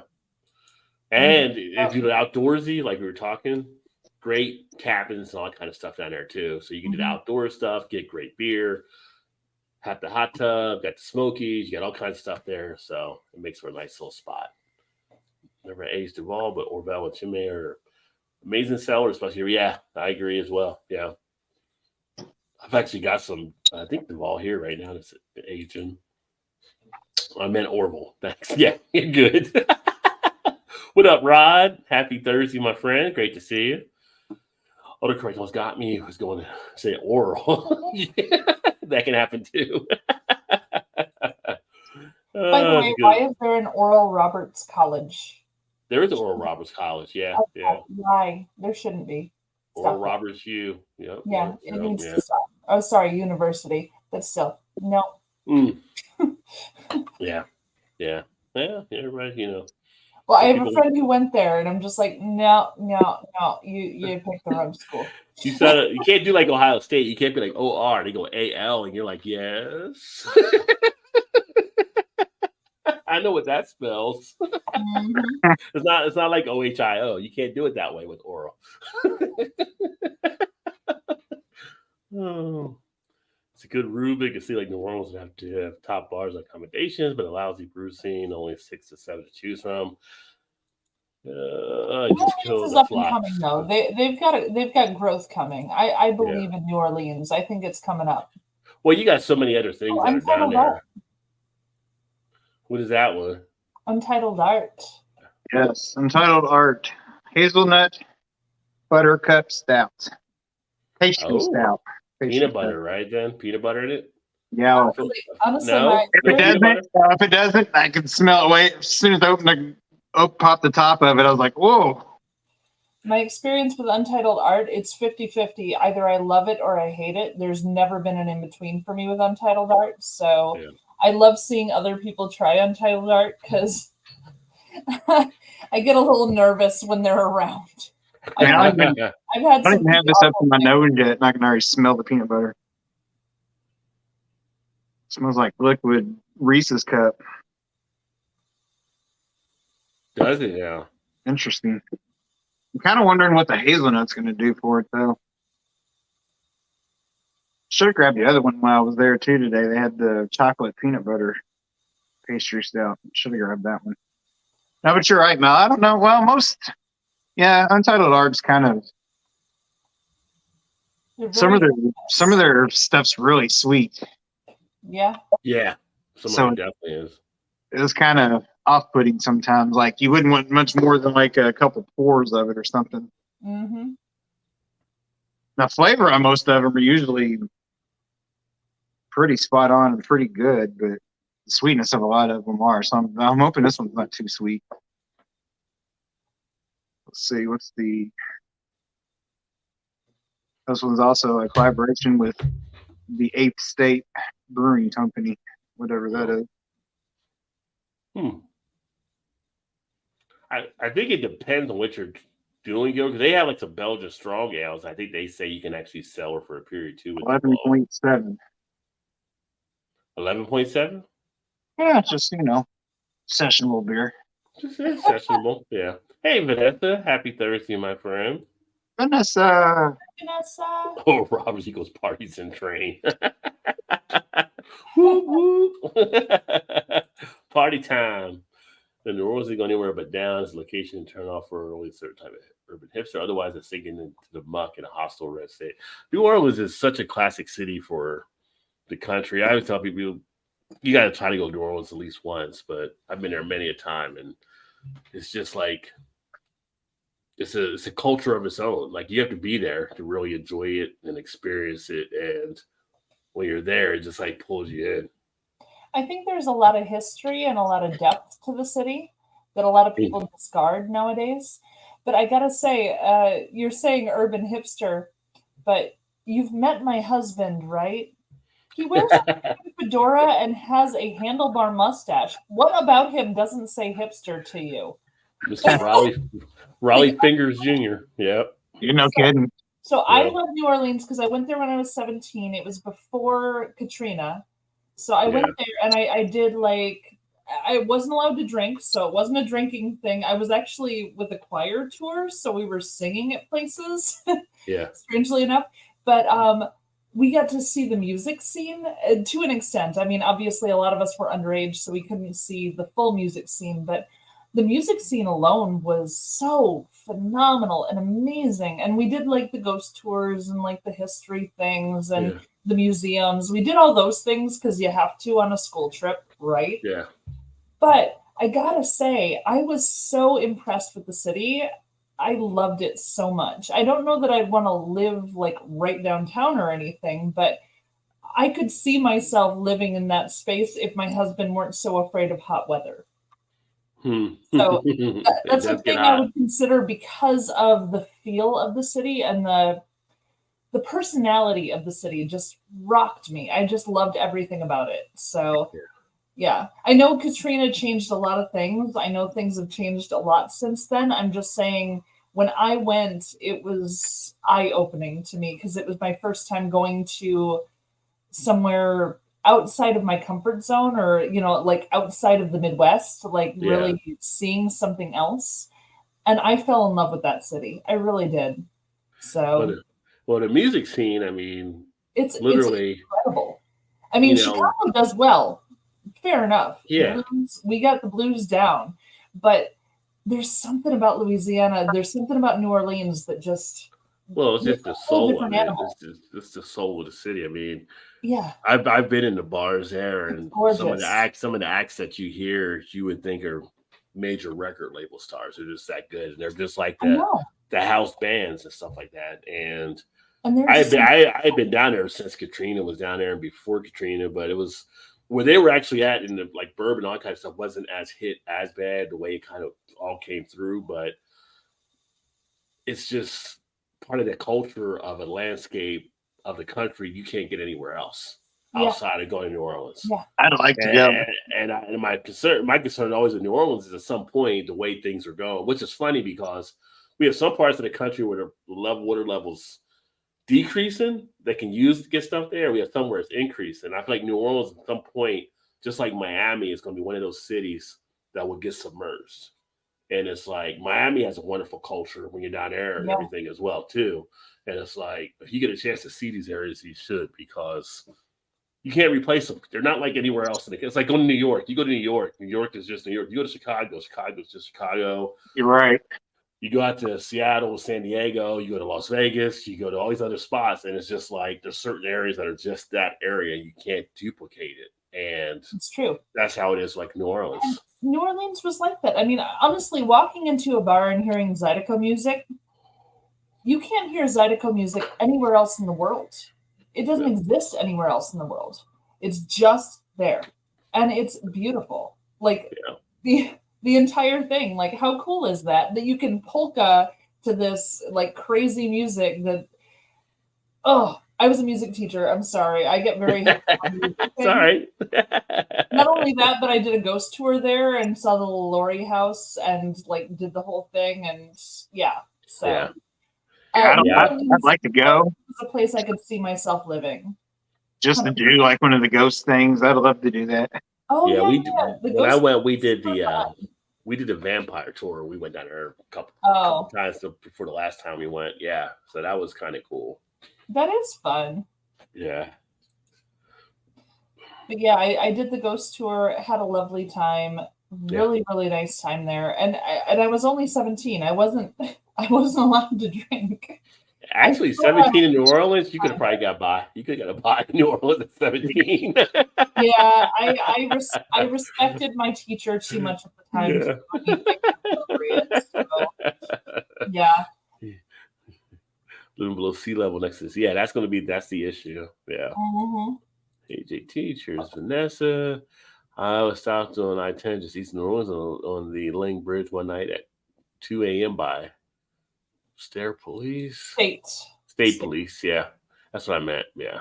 I'm just reading it there when I was reading, Beautiful place, but I was going to evolve or grow, and the climbing and geography are a total bummer. Yeah. Right. It's culture. You gotta feel the culture of it. I'm sure his cop was grumpy. All the cop said his son was a basic at Air Force Base. Nice. So you're able to then turn it to the whole military talk, I'm sure. Big storm rolling on these parts. Yeah, they had a big storm coming through Michigan and stuff yesterday. Did you get a big storm, Todd, this week? No, It was north of you. Did you get it now in Illinois? I know Michigan. I saw the news this morning. It was flooding in areas and power were out. Yeah, we just got the heat wave. We had 2 days of 100 degrees. Yeah, same here. Yeah, we haven't gotten anything. We didn't get the storm because the but storm would have lessened the heat. Like that would have brought our temperature down if we had some rain. Great. That'd have been nice. We did not have rain. We just had heat. Although I think we are supposed to start dropping next week, I believe. Yeah, we're supposed to be in the 70s next week, which I'm okay with. Yeah, we're not going to be that low. But... Yep, New Orleans has great music, but since Katrina has changed a lot, becoming a haven for people not from there who find themselves trapped in a deeply conservative state. Yeah, I mean, there's definitely, it was always a conservative state for the most part. Yeah. So it's just more of for the most part. maybe more of a push to that, but But then it's like New Orleans was kind of like Miami and Florida. Like people don't realize that. They go to Miami, obviously you're in Florida, so you know it's part of the South. But when you're in Miami, you don't think of Miami being in the South as much. You think it's like kind of New York type thing. Till you get like Jacksonville or Orlando or something like that, and you're like, oh, okay, we are in the South. Like it's like that's how New Orleans. You're New Orleans, you're fine. You get to other parts of Louisiana, you're like, okay, just keep going. We'll get gas at the next state. You're right. Yeah. I think we got enough to make it. I think we're okay. I think I can. Yeah. It's like don't stop here, right? So yeah. Oh, let's see here. Back to the beer news. What else do we have there? Interesting. So Union Beer, Elysian Brewing. Are they still under AB InBev? Did they get sold back too? Were they one of the companies that got sold back by AB InBev? I think they're still under them possibly. But they just said, bless you. Bless you. Oh, sorry. You sneezed Todd out. Sneezed Todd right off the show. She's got the COVID. No. She's got the COVID. I'm out of here. I didn't mean to break Todd with my sneezes. Elysian Brewing, they actually joined Teamsters, so they became unionized, which is interesting, just because we just had the strike taking place. I don't know if it's over yet or they're still doing it. Leinenkugel with some of them with Teamsters, where they went on strike, but they're not on strike yet for Elysian. But it's just kind of interesting seeing how we have the unions coming in there. So, did Mouse scare you off with the sneeze? I have no idea what happened there. I was saying poor internet connection. I got 5 bars, so I have no idea. We figured out that I sneezed you off the show. Tyler, she's sneezing on me. I'm out of here. Yeah, you disappeared, so I sneezed you off the show. Yeah. So that was kind of interesting, just because that's another brewery that has a union out there. And again, you're in the brewery world now. Yeah. I don't know if it's, I'm not going to say like 2 people having a union is a movement, but it might be interesting that some of these breweries are seeing opportunities to kind of strengthen together. Right. To help the employees have power and a stake in it. So kind of interesting. Chu and I have the intent to open our own brewery, but one of the things that we feel very strongly about is paying a proper living wage and making sure that our employees have health benefits, all the things. We don't know monetarily how we're going to accomplish that yet, because it's very expensive, but we're doing our best to make sure that we stay true to ourselves, which for us, that is how it should be.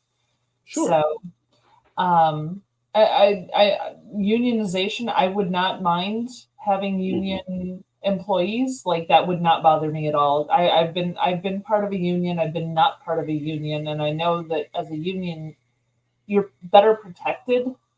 And I don't want any of my employees to ever be in danger of being misrepresented or underrepresented ever. So, yeah, I have mixed feelings about that, but like, I just want to make sure that the people who work for me are taken care of always. Yeah. Oh, so, yeah. Yeah. Even at my loss, I will make sure that they're taken care of. So I I cringe to know that there's places that don't do that for their employees. Yeah. I don't know. Yeah, I mean, but Probably more that don't than do. Yeah. well, it's funny. I looked at that story, and one of the reasons I want to mention it's like we're going to be basically a week and a half, under half away from Labor Day, right? Like, yeah. so it's like, why do we have Labor Day? Well, because of workers and stuff, and the Yeah. unions like to put together. And when people always come out like about the union type thing, but you're not working on Labor Day, right? Like, no, it's a holiday. Well, why do we have that holiday? Because of the unions that stood up for the workers and blah blah blah, right? So Which it's is funny because we have Haymarket Brewing here in the Midwest. That Yeah. the Haymarket Rebellion was part of the unionization kind of thing, and I'm pretty sure Haymarket Brewing doesn't have a union for their Right. staff. Yeah. And yeah. I'm like, yeah. okay, sure. I guess so. Yeah. Yeah. You do. Well, it used to you, be- I could. I mean, it got to a point where it seemed like less companies had to have unions because companies were doing the right thing, but then there were kind of a little backslide in there. So it depends on what you're in, what field you're in. But I can see Right. where unions can be strong, but I also see where unions can run amok sometimes for stuff too. So Yeah. apparently Gilbert's grandfather knew where Hoffa was buried. So Well, get on that, man. you sure he was just a teamster? He might have had connections on some other stuff too. He just parked the truck and walked away. Cheers, Paul. Happy Thursday, my friend. Oh, Paul's our Pop-Tart guy. Pop-Tarts. Paul's my PA connection. That's where I go. So Indeed Brewing out of Minnesota, they're actually releasing, it sounds actually pretty good, Pistachio Dream and Pink Burst Sparkling THC. So they're going to be up in Minnesota at the brewery and a couple local spots where they're going to be releasing the THC drink because it is legal to do so in Minnesota. Right. And again, some of these states where it's legalized and stuff, I'm still surprised I'm not seeing more THC drinks being put out there, but you're starting to see a little bit of that starting to turn for an opportunity for some of these breweries. it'll boom before long. Just wait. Yeah. I think it's a good play. It's coming for sure. I know where Graham Parsons. I don't even know who's Graham Parsons though. That's a good Yeah. question. Who is Graham Parsons? We know who Hoffa is. Yoda, what's up, my friend? Happy Thursday. Cheers, buddy. Yoda's part of the gaming crew there. Great to see you. Let me see here. Oh, little Chicago news for you here because someone in the Chicago area. Are you going to teach me my Chicago news? Chicago Brew Pass has just been opened up, the most rewarding way to explore Chicago's craft beer scene. Let your employees by visit and participate in breweries around the city. So this is something in Chicago where you can earn rewards and get like merchandise and all kind of material. So I don't know if you guys have decided to be a part of that or not, or what your thoughts are on it, but just saw that was happening in Chicago now. So the funny thing, the brewery that I'm with, the person who was marketing, kind of distribution, in charge of all those things, just recently left. And they're grooming me to handle a lot of those things. But that means that while I'm trying to figure out how to do my job, I have not caught up on all of the things that need to get done. So this thing is you telling me the first thing about it. There you go. Because I'm everywhere. The world is my backyard. I'm in every backyard. It's possible that I can still get us involved in this now that you've told me, and I will write this down so that I will, talk to the owners and see what I can do about it, because I do want us involved in it if we can be. Because we have a Logan Square location as well as a suburb location, and I think the Logan Square location would benefit quite a bit from that. Right.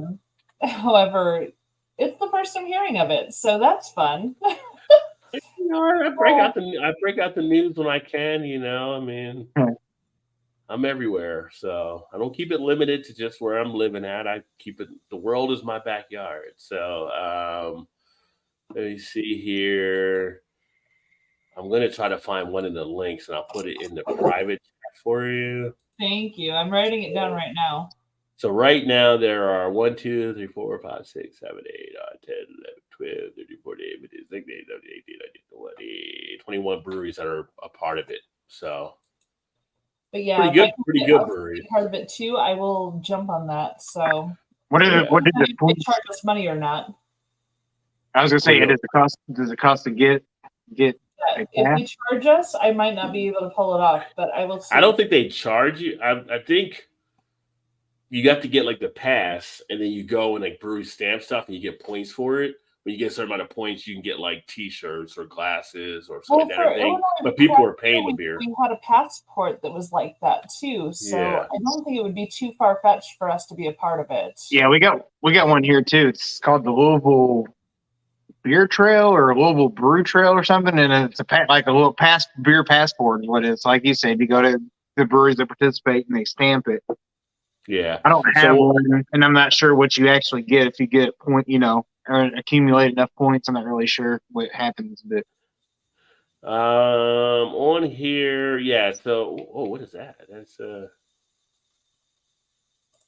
oh shit! They said I was reading the stuff here. The prizes remain while supplies may last, but they also got an event there. They said that is going to be final Friday night flights event of 2023 held in conjunction with Taste of Chicago and Grant Park on September 8th from 4 to 9, where you can sample beer from 25 local craft, blah, blah, blah. But also the event features Masters of the Mic, Hip Hop 50 with Dougie Fresh, EP&D, Carrots 1 to 6. Shit, I might go to Chicago for that shit. Fantastic. So as Yeah. you pulled that up, I had a notification from my owners about Friday night flights. So we are involved then. Okay, well, that's cool That's then. fantastic. Yeah. So there's 20 breweries, and it says with the pass, first ever digital pass of its kind in Chicago. Pass lets locals and visitors check in at breweries across the city and earn points. They can be redeemed for limited edition prizes. They can use the brew pass to explore over 20 craft breweries and start earning rewards 1 pint at a time. that's cool. That should be on a t-shirt, 1 pint at a time. Make There a you go, Rod. note of that. Yeah. There you go, Rod. Yeah. Yeah, that's cute. Like a pinky in the brain, conquering the world 1 pint at a Point. time. There you go. Shit. If- I'm putting that shit down on paper. Right down, right down, Tanner. Rod, if you do this one, can you do a female tank top style? Oh, I always do. All my stuff is a female and male. So yeah. Fantastic. Well, no, I want the tank top though. Tank Oh top. yeah, I got tank tops on there too. Yeah. Well, I know, but I want this one to be tank top because I want it. Conquering the world. Don't y'all be stealing my idea that y'all watching. I'm just saying right now. I am stealing no ideas. No, not you. The people Okay. watching on the panel. I just want to Trademark it. Yeah. I want to purchase a female As tank I top steal the with pinky, graphics on it. as I steal the pinky in the brain if I can, right? Like, don't you steal my idea as I steal their stuff. So yeah, Yeah, right. I keep a book. I put stuff in the book for ideas. So yeah, it's always good to have an idea book. That's something I've learned over the years. Well, as you were saying that, I was writing in my notebook, so I'm with you. Okay. Same thing. Let me see here. Really want to concentrate. I go back to the beer news. Kind of curious about Graham Parsons. Sounds Cajun. Oh, Still trying to figure out who Graham Parsons is. yep. Discovered something interesting. Breweries sometimes mark up their own beer. So, I mean, there's always a percentage markup because you pay for your ingredients and you need to make a profit on your beer. So, Yeah. I mean, they don't sometimes mark up their own beer. They do mark up their own beer. I almost feel like That's the breweries only way can't they mark. can be a business. I feel like breweries can't mark up their own beer, setting their own price. So if you see that if you're at a brewery, you're not marking up your own beer. It's your beer. You're setting your price as a You're brewery. right. Yes. Yes. So- So if you go to a store and it's less, they just discounted the beer. Is how I look at it. Not Yeah. You see what necessarily.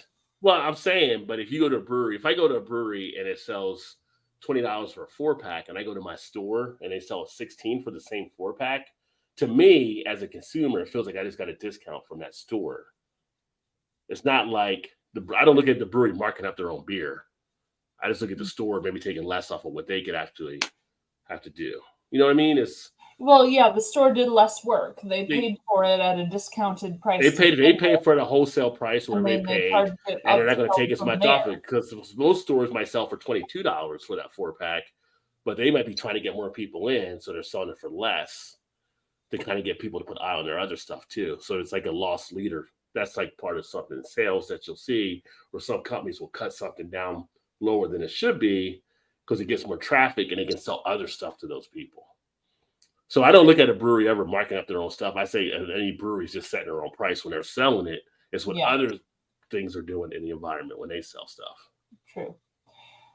I mean, James, what you're saying, I mean, they all mark up their beer because they are charging you more than it costs them to make it because they have to be a business that runs. So, I mean, there has to be a markup. It's the only way to function. But I mean, as far as ingredients, brewing time, paying the brewers that make it, paying the staff that sells it, there has to be a markup. It's that's what JT put in his next thing is kind of what I was stating there, though. He's compared it to where he went to the store and he saw it at that price being lower than what they were getting, and they were getting a 15% off discount. But he was able to, he went to the store and still got it for less. It's a 1 cent difference, man. Well, it's the 1 cent after the discount though, because he got 15% off. See what I'm saying? So it's like, well, I know, but the local Slashy didn't make the beer. Exactly. So I'm not saying the brewery's making. I'm not saying the brewery marked up the beer. I'm saying the local Slashy just discounted it down. Yeah. And took less on it. But if you're doing it from a business perspective, a lot of stores will do that because you'll look at other stuff. You're like, oh, I say, well, this beer. Let me see what else they got here. At least in more sales on others. Like you walk into a beer store. If I go and I catch a deal, I don't just leave with that one deal. I'm checking other stuff. And I feel like, I can pay this, which might be overpriced because I saved on this. For a consumer, they like to, in their head, they're averaging those prices and stuff out. A lot of people do it that way. So, I mean, how often it's just marketing and being in sales and knowing this shit from all the years. That's how you just position shit if you're doing a store. I mean, how often do you actually see that, though, where it's cheaper at the store than it would be at the brewery or whatever? I've seen it with, I'll give you an example. Like when I went to Other Half in DC, I saw some of the stuff in stores cheaper than I saw at the brewery itself. Okay. So again, maybe that's the Indiana part of that list that you put up because because 450 North comes to mind. Yeah. Like when I go to the brewery, when I've gone a couple times for their releases or whatever. You get like a 4-pack for $24, and I've seen people posting things where they're $9.99 a can. I'm like, for the same, I'm like, Jesus. Well, that's like that Other Half I did however many weeks back, and I said it was $27 for the 4-pack. That same 4-pack I saw at another store later on, and it was $22. So there was a $5 difference they had there.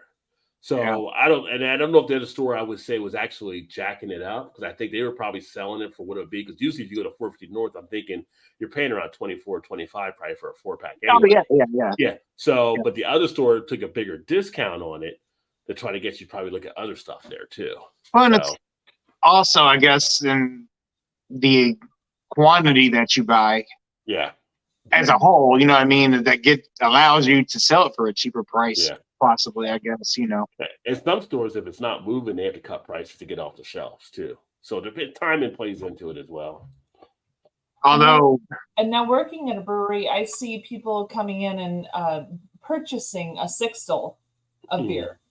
And a sixtel of beer, you save a ton of money as opposed to buying the cans, obviously. But and then a half barrel is like you get a third of it free when you're buying a half barrel. So it's, you can argue back and forth, but the brewery sets the price in the first place, and then the distributors get to decide. So the stores have the ability to change their own prices, have a discount on just stouts, and they'll have a discount on stouts for a while, and you can't judge the prices on the stores. Right. Are you watching your wife's comments, Todd? Oh, Shannon's commenting. No, not really. You see that one? Well, I'm on a smaller screen, so I ain't paying much attention to the comments. Wait, Michigan? She tagged herself safe from the trucker in Holland. However, I'm not sure, but shit's about to go down in the parking lot. So Oh, keep us posted. Inquire minds want to know. Tell Shannon to go back inside and get out of the parking lot. They're probably looking outside the window, I'm sure. No, he's probably out there in the thick of it. It's one of our Well, friends with she their phone. would be trying to back them off the ledge and be like, look now, look, we can all get along. So the hotel they chose is a trucker's hotel. So apparently they were supposed to stay at a Airbnb, and then another person in the group decided they were staying at this hotel that apparently didn't have a pool or nothing else or whatever. It was basically You never stay at a trucker's hotel because Trucker hotel? exactly. Check the shower first. what happens at trucker hotels. You never stay there. Never ever do you stay at a trucker hotel. Check the showers first. Yeah. Like who's got the first shift? Somebody's gotta be taking shifts. Somebody has to be up and make sure nothing goes No down. kidding. Yeah. Hey Shannon, safe from Cook's Corner too. Sign it safe. We can only Dovetail Pilsner in the brewery where it's 15 for a 4-pack. Sometimes the series special beer to the Slashy. Cardinal Liquors on Lincoln Ave. So sometimes spoiled beer by poor handling, so at least the brewery. Yeah. Well, yeah. That's true. Always. What up, Trez? Cheers, homie. Yeah. Hi, Charles. Brewery's What's always the good spot to actually hit for sure. And let me see here. This is Atlanta, correct? No, he's Cincinnati. He's from Cincinnati. always from Cincinnati. I was there. Oh, I apologize. I do apologize. So I here in misremembered. Oh, no, you're good. Here in Baltimore, Australian themed brewery. Now you may say M8 Mate. is about to open, but it's actually Mate. pronounced Mate. Mate. So you see what they did there? The M and the 8, they just made it Mate. So I wish Sam was here. Sam's on our chat right now, but include beers brewed from Australia and New Zealand, hops, among other Australian-based items. One of the things they'll be having there is also like kangaroo sausage. And Foster's. Oh, wait, no. Not No. Sorry. Just kidding. Oh, I'm sorry. In the U.S., it was nonstop for years. Foster's, Australian for beer. And then we find out it's bottled in Canada, and everyone gets really pissed off about it. So just putting that out like there. brewed in the UK and stuff too. Yeah. So like, why we don't drink that in Australia? Like that's what they said. They said it's Australian beer. Sorry to any audience who might be watching. Didn't mean to piss anybody off. Just saying. And Foster's. Oh no. Just So repeating. the brewery of the one of the founders of it, he's actually from Australia. So it'll be kind of interesting because it's not gonna be that far from me. So I'm looking forward to checking that out. It's like They're Kings actually and going Convicts, into right? an old spot that was Texas Pop Brewing. Huh? It's like Kings and Convicts, right? You have the What do you Brit mean? and Aussie. Oh, is that who runs Kings and Convicts? Is it Brit and Aussie? Kings and Convicts. The Kings. I and the got you. Convicts. I Have didn't. The Brit and the I Aussie just that run it. knew it was a group that had money that bought it at the time. That bought So- Ballast Point. You know how sometimes you play a video to play out the thing? At some point, I'd like to talk to you about a very humorous video from Kings and Convicts. I admit it's from them directly, but it is one of the funniest beer videos I've ever seen in my life. And Yeah. I'll share it with you in the private chat if you want to take a peek, and maybe we'll Okay. use it at some point. If you don't want to because it's a specific brewery, that's fine. But it's like one of the funniest things I've ever seen about beer. I feel like we played it before. Did we not? No, Maybe- not this one. Was it something? Well, I'm thinking before when we announced they bought Ballast Point, did we play something from them back then? Oh gosh, that was a long time ago, though. Is it a And new it, well, video? it very well could have been after the Yeah. show when we just talk or whatever. No, Trez is not a Bengals fan for sure, as he calls them the Bongos. He's straight 49ers. Which, what is up with the 49ers fans? Like, every time I see a video with them somewhere, it's always them getting in a fight at games. It's always the 49ers fans fighting in the stands. Like, it's hard out here for a 49ers fan, I guess. Foster's is horrible. Yeah, the green can or the blue can. Yeah, neither, please, but yeah. But high school years, we drank it too. Bongos ripped off my team's Who Dat song. Yeah. Who Dat, who they, you know how it is. Yeah, yeah. It's like I don't get. They're always fighting. Like 49ers fan, and someone maybe something in the what it used to be because the Raiders were fan too. They would fight too, and they were in Northern California, so maybe it was something there. But the Raiders are in Vegas now. They seem to be a little bit more mellow. It's a Cali thing. It's a Cali maybe a Cali thing. Going Let's see back to here. Cali. So over in Philly, 54 hops and a laid back vibe are now on tap at Tapster. Tapster's a new spot there where they have the 54 taps and basically a new self-service bar. It's called Rittenhouse. You can actually get beer by the ounce, so you pour your own stuff. But you can also do it with wine, cocktails, kombucha, and other non-alcoholic options. So it seems like they're kind of pushing towards maybe this self-serve type thing, which could be a good thing, I think, for people to try stuff. But at the same point, you cut back on wait staff and everything too, because now people can do it themselves as well. So true, but I think it'll take longer than a couple years to phase out the beer tender or the bartender. I feel like the bartender still has a place regardless of what's being served in the actual service aspect of it. yeah. So we have a Tapster in Chicago. We have a Tapestry in Chicago. Both of those do that. Then we have District Brew Yards, which is 4 or 5 breweries under one roof, where you pay by the ounce and you don't have a bartender. And though those are great places to try a lot of different types of drinks, you don't get the full experience of a brewery. So I don't know that it's going to, I think it will hold on. I'm not saying it's going away, but I don't think that it's going to negate the need for having a true bartender who is truly there to serve you, you know? Well, that becomes a question because another news thing I'm going to pull up here in a bit, but can it become a point where the bartender may not be as needed as they were in the past? But hold that thought because we'll talk about that here in a second when we get to the next, down to another story. But yeah, so it's just kind of an interesting type thing with them actually having that aspect. I haven't been to it, but I think about you get a 1 ounce thing. Like, I don't know if you guys are like me when I was a kid and you go to 7-Eleven and you get a big gulp or something and you go, oh, a little cherry Coke. Oh, a little Mountain Dew. Oh, you would put the different flavors in it. Like, could you make the ultimate Kuvi with just putting the 1 ounce of different stuff together? Put it all into one. Like, if you ever go to one, have you ever thought that may be an idea to try? Like, just to suicide. We used to call it suicide. Suicide beers, I've done right? it already. Well, so, like the District Brew Yards is 4 different breweries in one space, or 5 different breweries in one space. Depending on if you go to Wheeling or if you go to Chicago, there's 2 different ones.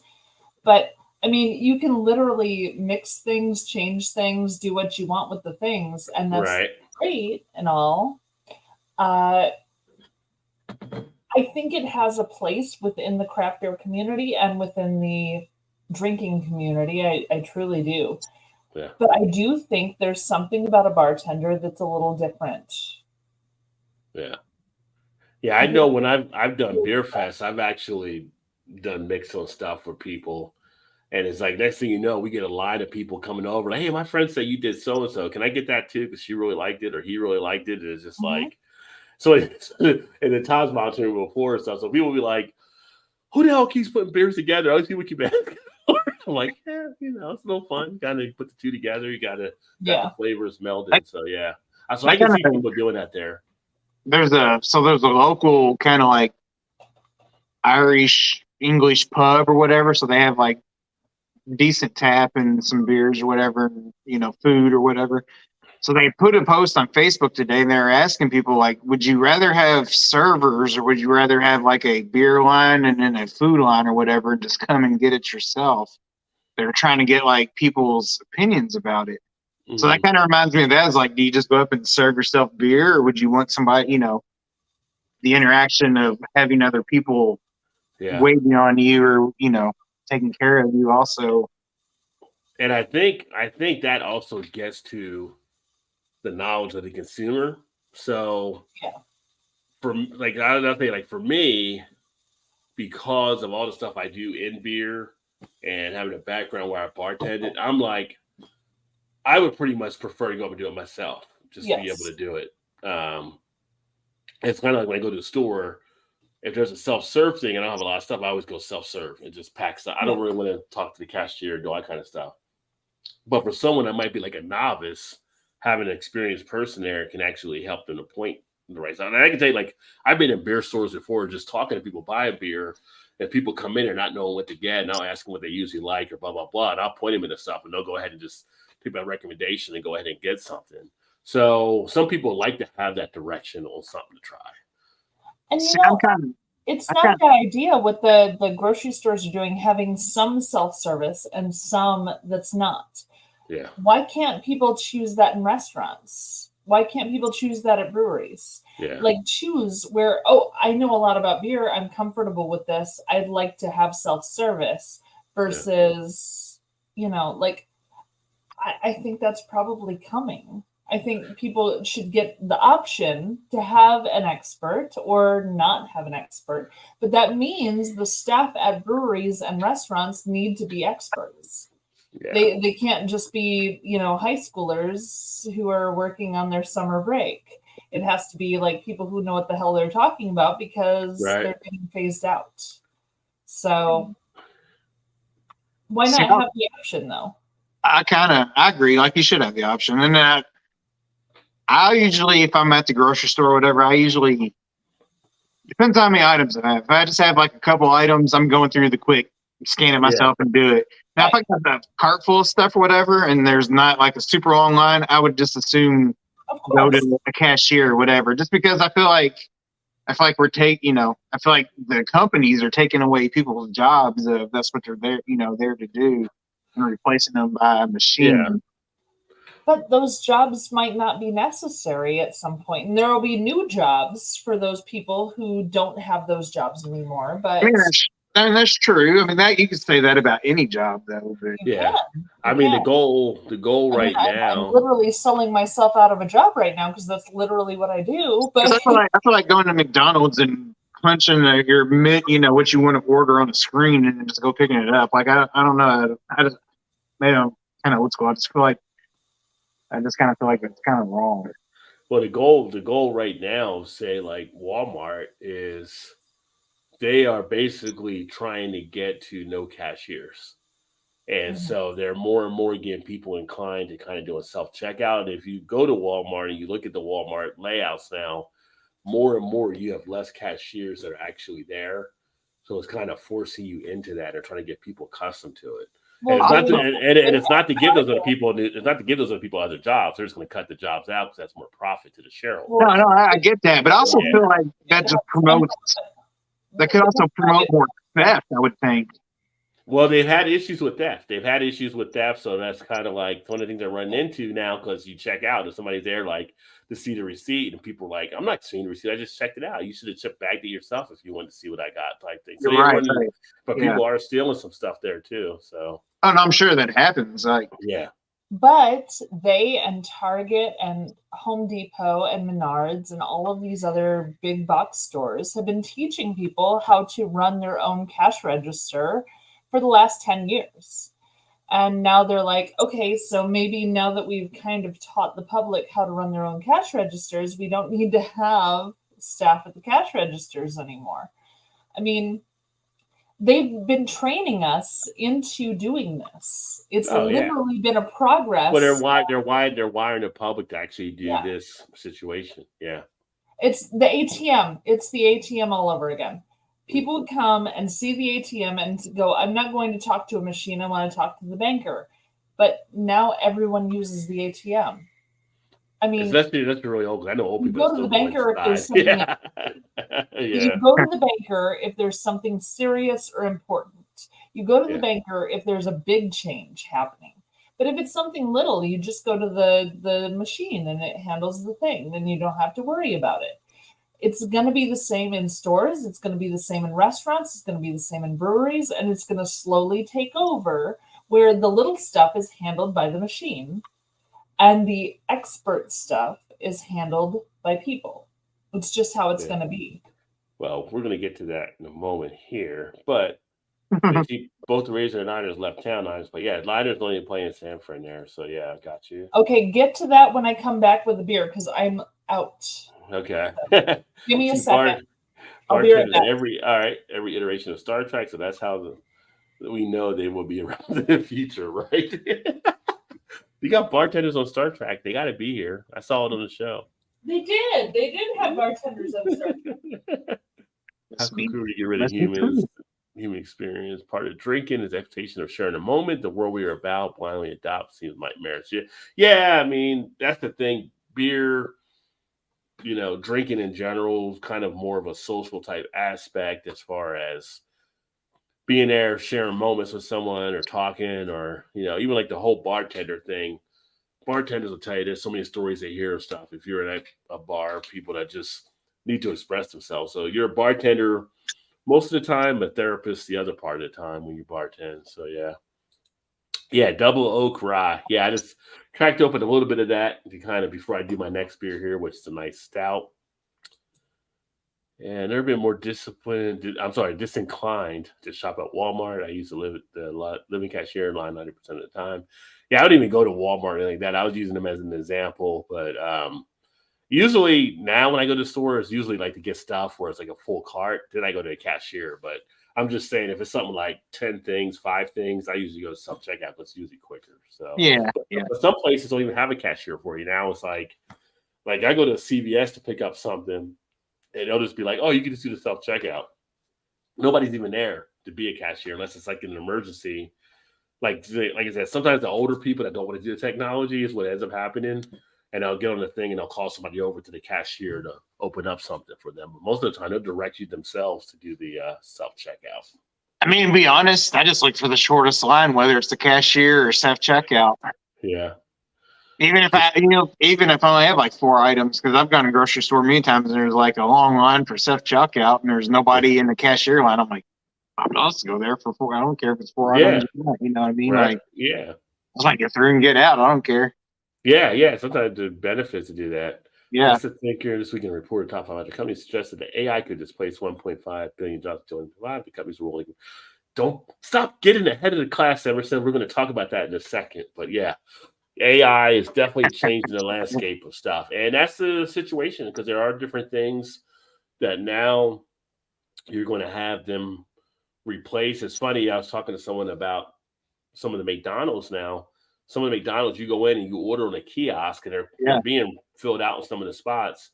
And at this point, you fill in what you want for your order, and then someone prepares it up there. But in some spots, they're testing where the machines and all kinds of stuff are making your order and all kind of stuff too. So it's kind of like it could be a lot more mechanical that takes place there. The Freedom of Speech by Revolution is tasty. It's session sour ale with peaches. Ooh. Revolution does good stuff. Revolution definitely does some good The beers. freedom of speech is very good. Yeah. But a speech with the peach smell like peach. Yes. Which is pretty cool. It gives you a little hint there what's going on.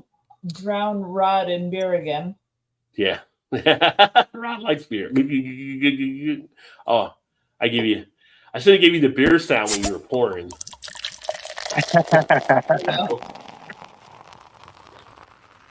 I almost forgot to pour bourbon in here. I almost drank it like it was a beer. Like, whoa.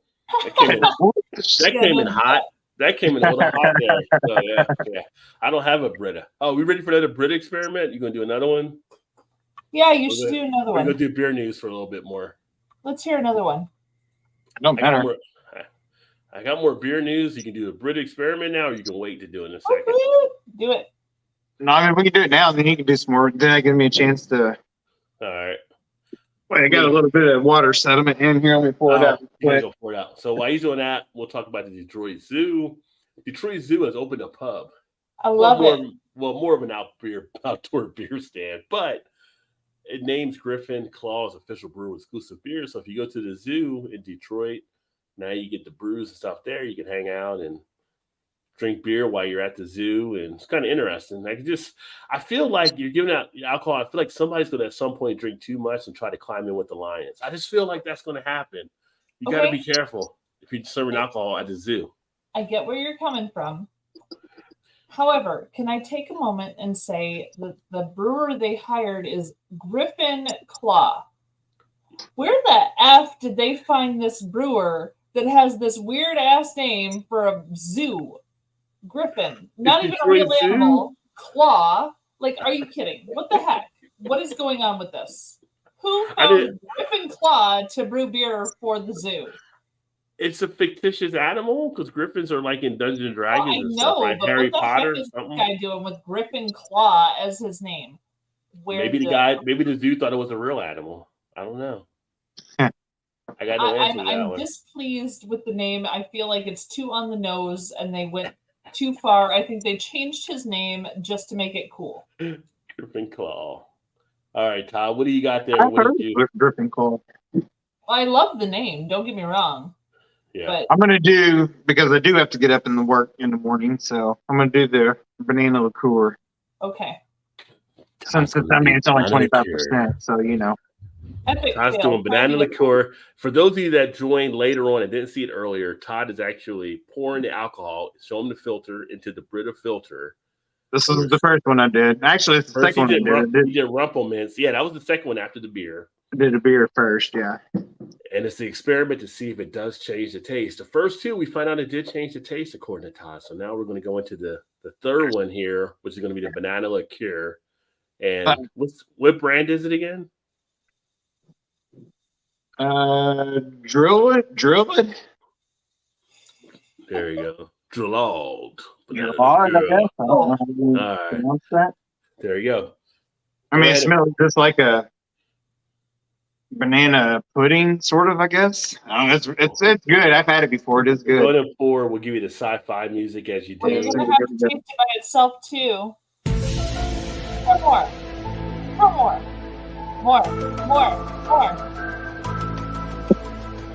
I was trying to get it drunk.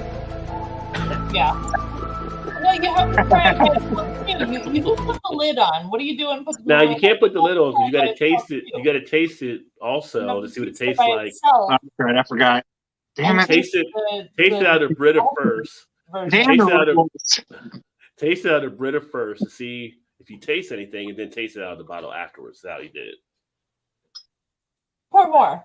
There's my out of the bottle drink right there. Yeah, pour some more.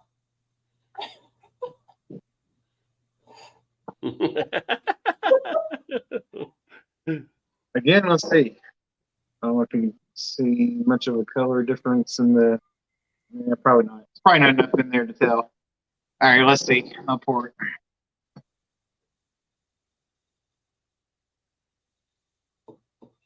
Yeah, it didn't look like much in the picture, did it? No. It's a pretty good little pour there, though. How does it look next to the other one? All right, let's see. Here we go. Chug. Shut up.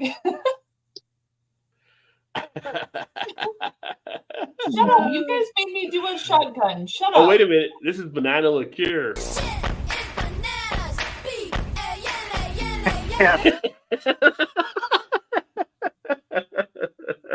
So let's see the nose comparison here. Still smell big banana flavor on the Brita pour. Okay. See the color. Can't really Not too bad of a difference. feel like it's probably because it's smaller though. I feel like the actual out of the bottle is a lot lighter color, but I I'm think not it's just sure. because it's thinner glass. Yeah, I think so. I think so too. I agree. You can't diffuse the color as much if it's not as wide across. Now the smell doesn't really change a whole lot. Well, I don't do well. And this one was the one in the Brita. This was straight out of the I bottle. feel like when he smelled it, it did change a little bit, but it may not have been a total amount. It's more the taste. I mean, it might be a little subdued, but it's not much, if any. I mean, this was probably the least out of either or the other two that I tried before. That was, The other two were a big difference. Obvious This one was change. more on Subtle. the taste, though. Yeah.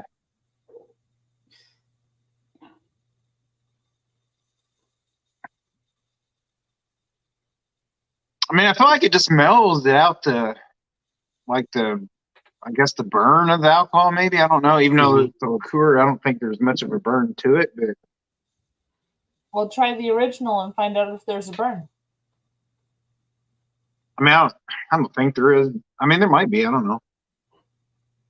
99 Bananas has a burn. I don't know about this one, but No, no, yeah, 99 Bananas is. Ooh, yeah, that burns. yeah.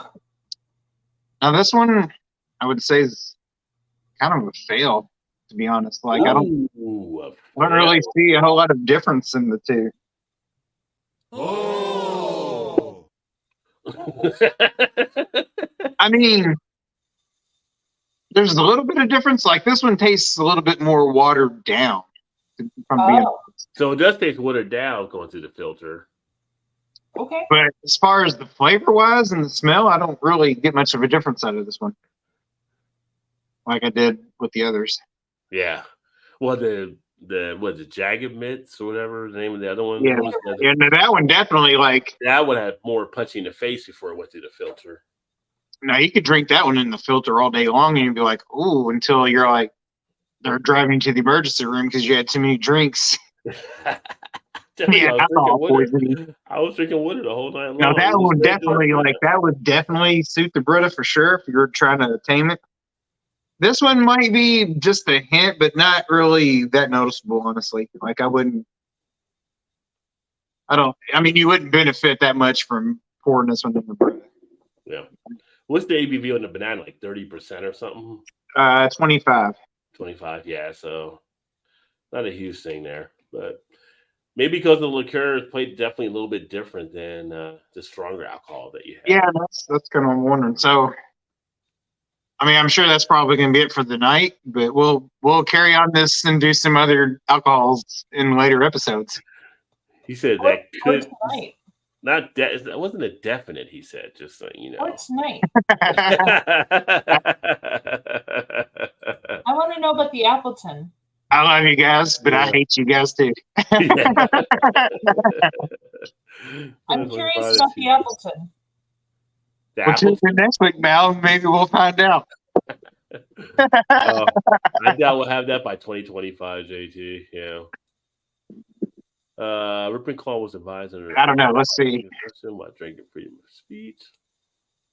Woo. Yeah, that one smells like rubbing alcohol. Yeah, the better made liquor might stand out better. So yeah, I mean, yeah, that one that Todd just opened up a smell might be actually a better type fit. So Yeah, the Jamaican rum. yeah, Yeah, I want to know. that's actually pretty tasty. Mm-hmm. Yeah, that one actually isn't bad.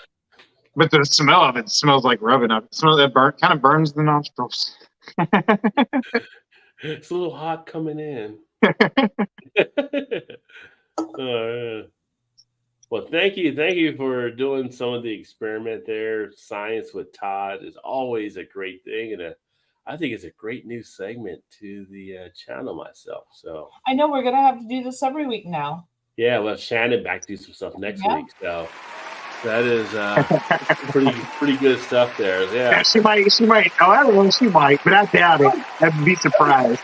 We're going to call it the Brita Files. Brita Files. That's actually pretty good. The X-Files thing. We do the Brita Files. Yeah, I like that. That's pretty good there. So let me Oh, see that here. was interesting. That was all right. I liked it. So Heavy Seas beer, they're basically calling out Guinness, but as they introduce a new bodacious blonde ale. So for those of you who don't know, Guinness here in Baltimore, they moved a good amount of their brewery operations up to New York, and Heavy Seas offered to take over brewing the Baltimore blonde ale. Guinness turned them down, so they said we'll brew our own beer. So now we got a little bit of a thing from Heavy Seas out there. Whether if you're a blonde ale fan, you can check out. And they're like, well, we'll make our own. So it's kind of interesting with Guinness moving their stuff up there, because I think last week I mentioned they're doing a beer fest at Guinness here next year. So I don't know if that's still going to hold out, like what they're going to have left there. Guinness is still making some beers out there. So They just came out with a rice lager last week that people have been talking about. So Hmm. we'll see what happens. New Belgium, not all things last forever.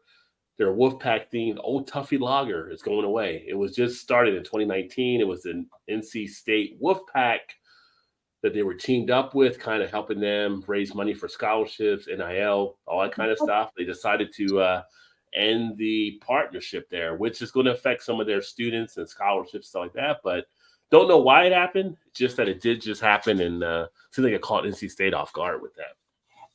As much as that's the case, there's also talk about them doing a different one. With NC State. Yeah, I Okay. saw an article that was like they were in discussions about having a different connection beer that was Okay. like instead of that one, but there was talk about switching it up and changing it. So I'm not sure if that's like going away, or if it's just in a changing state. Well, Tuffy's their mascot, so maybe people didn't want the beer tied to the mascot, maybe, and they said we'll do it something Perhaps. different. The story didn't have all the details, but kind of just mentioned how that one was changing up and going Yeah, away. yeah. Hopefully they will. Hopefully they will, because that's been a nice little partnership they've had with them. Yeah, the article I saw was like, oh, they're planning on doing something else in connection with North Carolina State. So I'm not Okay. sure, but as much as that's the case, the brewery I work for works with Southern Illinois University, and that's been kind of fun The too. Salukis? The Salukis? Oh, Yeah. shit, the Salukis. So SIL, baby. last year we released Saluki Toberfest. We had the Dog Pound Porter through the winter. Yep, the Dog Pound Porter. And right now we're doing the King's Cream Ale, which the King's Cream Ale is, it was entirely designed by the students at Southern Illinois University. Plus, they're taking the cream ale and they've put pineapple in it now. So it's a pineapple cream ale as well as just surprisingly good. I thought it was going to be terrible. I was like, as soon as they told me they were doing a pineapple cream ale, I was like, this is going to be rough. And it actually works. It's a little tart, but not too tart. It's a little creamy, but not too creamy. It's very interesting. So I'm waiting to see where this goes. But the connection with the colleges is a thing that I can see a lot of breweries doing in the future. Okay. And Well, a lot of them have teamed up with different colleges for sure. Yeah. It seems to be working really well. Well, I told you one of the best beers I had last year was from Southern Illinois University. They did Time Traveler. That was the one with the Belgian yeast from like 500 years ago mixed with New Zealand hops from this century. And they called it Time Traveler. But you had it started out like a Belgian double. Okay. And all of a sudden it chomps down with a hot bite, which startles the heck out of you because you don't expect it when you're tasting a Belgian. It was beautiful. It was so surprising and excellent. So Nice. Southern Illinois University is doing some pretty fantastic stuff in their fermentation labs for their majors. I'm loving it. So you got a lot of colleges with brewery programs now. Which I know, right? There's a Yeah. whole bunch of them now. We can expect to see great things from them, I'm sure. Yeah. Well, it's time to get into the Cucamonga. Every time I say that, I think of Captain Caveman, but Cucamonga Barrel Aged Stout. Another session ale, 15.6 for those of you counting at home. So I did my own collaboration here. I did the hazelnut peanut butter stout. Whoa. With a little mix of the banana liqueur. Oh. You're going Elvis on us. You're going hungry. Well, I mean, honestly, that's kind of why I bought the banana liqueur, because I had the peanut butter whiskey, and then I bought some chocolate liqueur also to try to mix them all together to see. So Todd has officially gone hunka burning love with his peanut butter banana stuff. He's actually making his own little Elvis right there.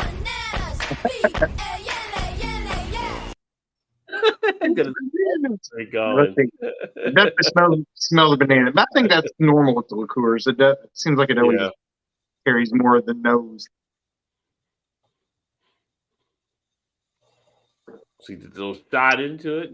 Should do like a bomb. You could have dropped the bomb into the drink. And then You know what? chugged That it. I would agree. So initial thought was when I first drank it, it was the banana was overpowering. But then as it went down, I was like, "Ooh, I got a little bit of the peanut butter that kicked in." So I was like, Yeah. "Oh, that was interesting." Your multi-layered reaction was lovely. Yeah. Like, you saw the moment where you were like, "Oh shit, no," and then you were like, "Oh well, maybe," and Because then I you was were getting like, ready to be "Oh, like, okay." "No, like I didn't take the end of the beer," but then I was like, "No, I did at the back end." I was like, "Okay, I get it. All right." I thought you were having a Charles Broccoli moment. You can start the sentence over again. So. No, it was like a reverse Malort. It was a reverse Malort. So with Malort, you taste it and you're like, "Oh yeah, it's fine," and then you go, "Oh no, it's not." So you had the reverse of that. It was No, like, because "Oh, no. Okay, well Yeah. maybe. Okay, yeah, it's fine." yeah, no, So- my initial reaction was like, "Oh, okay." So I was thinking it'd be a good combination. But I was like, "No, I don't really taste any of the peanut butter." That's kind of I was like, "Oh, I don't know." It's like that was weird because it kind of maybe the smell when I brought it up to drink it. I don't know. It just kind of. Then I got the peanut butter at the end, so I was like, "Oh, okay, there it is." So it wasn't bad. So, in other beer news, it's now official. Modelo topples Bud Light to become America's best-selling beer for the year. Well, Bud Light, you brought it on yourself. I'm just saying. So, it yeah, color me surprised. it's I feel like if Bud Light would have either took a stance either way, it would have been okay. They tried to play in the middle. Their CEO kind of just fumbled the ball away, but it's just like when you have both sides pissed at you at the same time, you can't win. I was gonna say, yeah, they drove right down the middle and they did nothing but piss both sides off. Like it was, Yeah, it was like Otis on Andy Griffith trying to walk the straight line. It wasn't going to happen. He's been drinking all night. Just put him in the cell. Just forget it. Great. So, yeah. So young kids are like, who's Otis and who's Andy Griffith? It's an old show. So, Yeah. Andy Griffith show. Ask your mama about it. Ask your mama. For those of you that know about the shoots, I'm going to tell you right now to write it down. They are bringing back their Dissident Cherry variant. Oh, Hey, want to get this beer. The Dissident is solid in itself, but the cherry variant is one that you would definitely love. It's a chocolate covered cherry type feel to it. They're bringing it out here shortly. If you ever, like I said, if you ever had a Dissident, which I've had, freaking phenomenal beer. So hope we, I hope we can get it here. Yeah. So they're out of Oregon. So make sure you're aware of that. We get some shoots, but you Yeah. never know with the variants. Before I go to that story, I'm going to the other story because we'll finish with the last one there.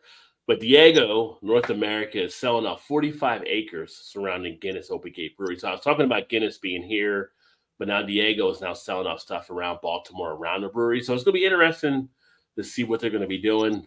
Mal's supposed to have Guinness like a pub in Chicago, but the way it's going here, I don't know if that's still happening because it keeps getting pushed back out there. And I don't know if they're like, maybe we don't want to go to America. I don't know. So keep an eye on them out there as well. So it was supposed to open for St. Patrick's Day. It failed. Then they were like, oh, the summer, and then it failed. And now they're saying, oh, the fall. And I expect that to fail. So we'll see how it goes. Yeah. But yeah, it's been a little rough for sure. Yeah. So that's been kind of interesting to watch. And then finally, going back to some of the stuff we touched on earlier, new data shows AI is coming for beer jobs. The industry just saw a 101% increase in AI job postings during the past year for jobs that used to be pretty much human jobs.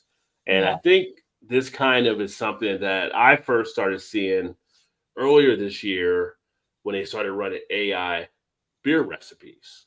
And then finding out they could program an AI beer recipe, and the AI was coming out with beers that people were actually enjoying. Which then it's like, well, if we can do the AI do it, do we actually need to have that brewer because we have the whole system that can run stuff through. Then you have stuff with the people doing the single serve type stuff that we were talking about earlier. Well, if people can get their own, we may not have to have certain amount of people for wait staff because now we can have that all programmed. So it's going to be interesting going forward on how much more AI hits into it. And we're seeing this in all facets of different jobs out there. Right. There was a comment earlier that Emerson had posted about how many jobs are being affected, like it's a 1.5, I think it was billion, the number that was out there, but it's a ton of jobs that AI is going to change. And this is just part of technology. We know it can revolutionize things. But that was kind of interesting because at 101%, you're seeing jobs that are just like, what do you actually need a human for in the brewery aspect where you have to have a human, so to speak, right? Because if you can have the AI program the beer and the AI, you can serve the beer, then you have like how it can set up to even wait on beer because you're seeing places experiment with robots now bringing orders out to people. Mm-hmm. It's going to be interesting. It'll be interesting. So. But how would that work if you had a question where you could ask, like, not to say a lot of the servers probably wouldn't know anyway, but if you had like, hey, you know, the process or whatever. Look at ChatGPT now. You can ask that anything, and it's popping out answers on stuff. So you can have Yeah, a thing true, where you I can type guess. it on your phone, and it'll give you an answer back. You wouldn't need a human for it, Mm-hmm. you know. Yeah. So I mean, no, I don't disagree with that, but I just feel like it's like you're kind of losing the human touch. this is the human You know what I mean? component. Oh, for sure, Yeah. for sure. Oh, Yeah. You're almost kind of losing touch with all of society at that point. You know what I mean? Like, Yeah. Which also goes back to the thing about kind of Elysian forming a union to try to have protections and maybe for their jobs. Or you see other groups that might start doing stuff like, because it's not just the brewing industry, but overall AI is having a lot of effect on different things. And jobs are being looked at now, like where do we really need a human? Because AI is not going to ask for a day off. AI doesn't need a break, it just runs the computer numbers. So, and now you're getting the programs that are starting to program for AI to be able to think in certain ways. They're not fully to being fully cognitive, but they're getting close where they can do different things. It's just saying, it's interesting right now. Brave new world, right? Brave new world. I don't know about brave, but it's something. Yeah. So it'll be interesting. Just something to keep an eye on out there. And people always say, well, we got to have somebody to fix the machines, right? Well, yeah, but until they figure out they can get machines that can fix machines. Yeah. Yeah, you know what I mean? So I mean, eventually it's all going to be machine. Yeah. I'm telling you, man, Eventually, yes. Terminator wasn't a movie; it was a cautionary tale. I'm telling you, Skynet's coming. I just hope Barbarella and Blade Runner weren't the cautionary tales too. Yeah, I'm just trying to get to retirement and call it a career, right? But And yeah, the Matrix. The Matrix. You look at the Matrix now, you see a lot of similarities on stuff, but you saw it then if you were paying attention as well, just on. Wait, things, what was the Tom Cruise movie where they scanned your eyeballs when you walked into the mall and it would show you the ads in? That wasn't the Coppola one when he was like having the computer. They were trying to. It was the one where the three people were laying in water. Yeah, that's the one. Minority Report. That was Minority Report. Yeah, Minority Report. Yeah, they would solve crimes before crimes happen. That one 100% is coming. Yeah. Not kidding. That's going to happen. Where they scan the eyeballs and people have like eyeballs on the black market and shit. Yeah. It's coming. You want to freak yourself. I go back and read like 1984 now and see some of the similarities on stuff. And it's just like George tried to tell people, be an alert for these type of things. So yeah, it's not to be gloom and doom. It's just interesting because now you're seeing some stuff come to fruition, and it's just like pay attention to what's out there. So yeah, you got to make sure you're able to adapt because you will get left behind. You will, for sure. But at least we'll have beer. You don't have beer. You don't need a computer to make beer. You can make beer all yourself. That beautiful glass. We'll always have that. Oh, that is so still smooth. I can't know. believe how much I can enjoy coconut. I know this beer. glass I is coconut. super. I know this glass. glass. That glass is super smooth. That glass is super fine. That's a fine glass right the there. smoothest glass I ever saw. Top notch glassware there for sure. Yes. Top notch. glass is right there on Zazzle. Mhm. Zazzle. But let's see I here. thought, But out. is that a Snoop Dogg company? No, that's Zizzle Dizzle. Yeah. But Yeah, right. Dazzle.com, that's got to be Snoop Dogg and Martha No, Stewart for sure. Dazzle is someone else. Zizzle Dizzle is Snoop Diggity Dog. Who would have ever thought that you'd have at some point Snoop and Martha together doing something? I know, right? That is I know. like, And I love that you put them both together and it's like, who went to jail? It was her. Totally her. No, I was gonna say the question is, who's probably more high when they're together? I know. yeah. I would assume it's probably her. I would think. I mean, it'd be hard to beat Snoop Dogg out of that, but Yeah. I'm not so sure that it's not her. Well, before Ellen DeGeneres had her, the world ended for her. Oh yeah. On her show, she had who's been to jail, and it was like raise the sign, and it was yes or no, and it was Martha and Snoop Dogg, and Martha's been to jail, and Snoop Dogg hasn't. At And night, everyone yeah. was so amused by that. She is That the is one who's funny. been to jail. He has never been. Well, on a hot day, Medell was not a bad logger to have, I guess, but got into Gardner's truck with two other guys. I don't blame them. I would have bought them beer if they were working on my yard. Yeah. 100%. I don't know. I kind of like Malort. I mean, I'm not going to chase a drink, but I would never turn it down. I shared some with myself last year. Oh, James. James, I do not forgive you for saying you kind of like Malort. Like, I don't know how I can feel about you now. I don't know if I can be friends with you now. Wait, what did he say? He kind of likes it. Yeah. Yeah. I don't know if I can be friends with Did you. he say it's more like tastes like black licorice? No. It does not doesn't? taste like black liquor. It tastes like the Dirty laundry water dishwater. after a bear's when being dumped on a tire fire. Oh, that's right. Now I remember that you said that. I was like, oh yes, that's right. Refrigerator, yeah. Refrigerator Perry's jockstrap Like mixed with the 83 Bears after the James, Super I'm not Bowl. entirely sure. yeah. Yeah.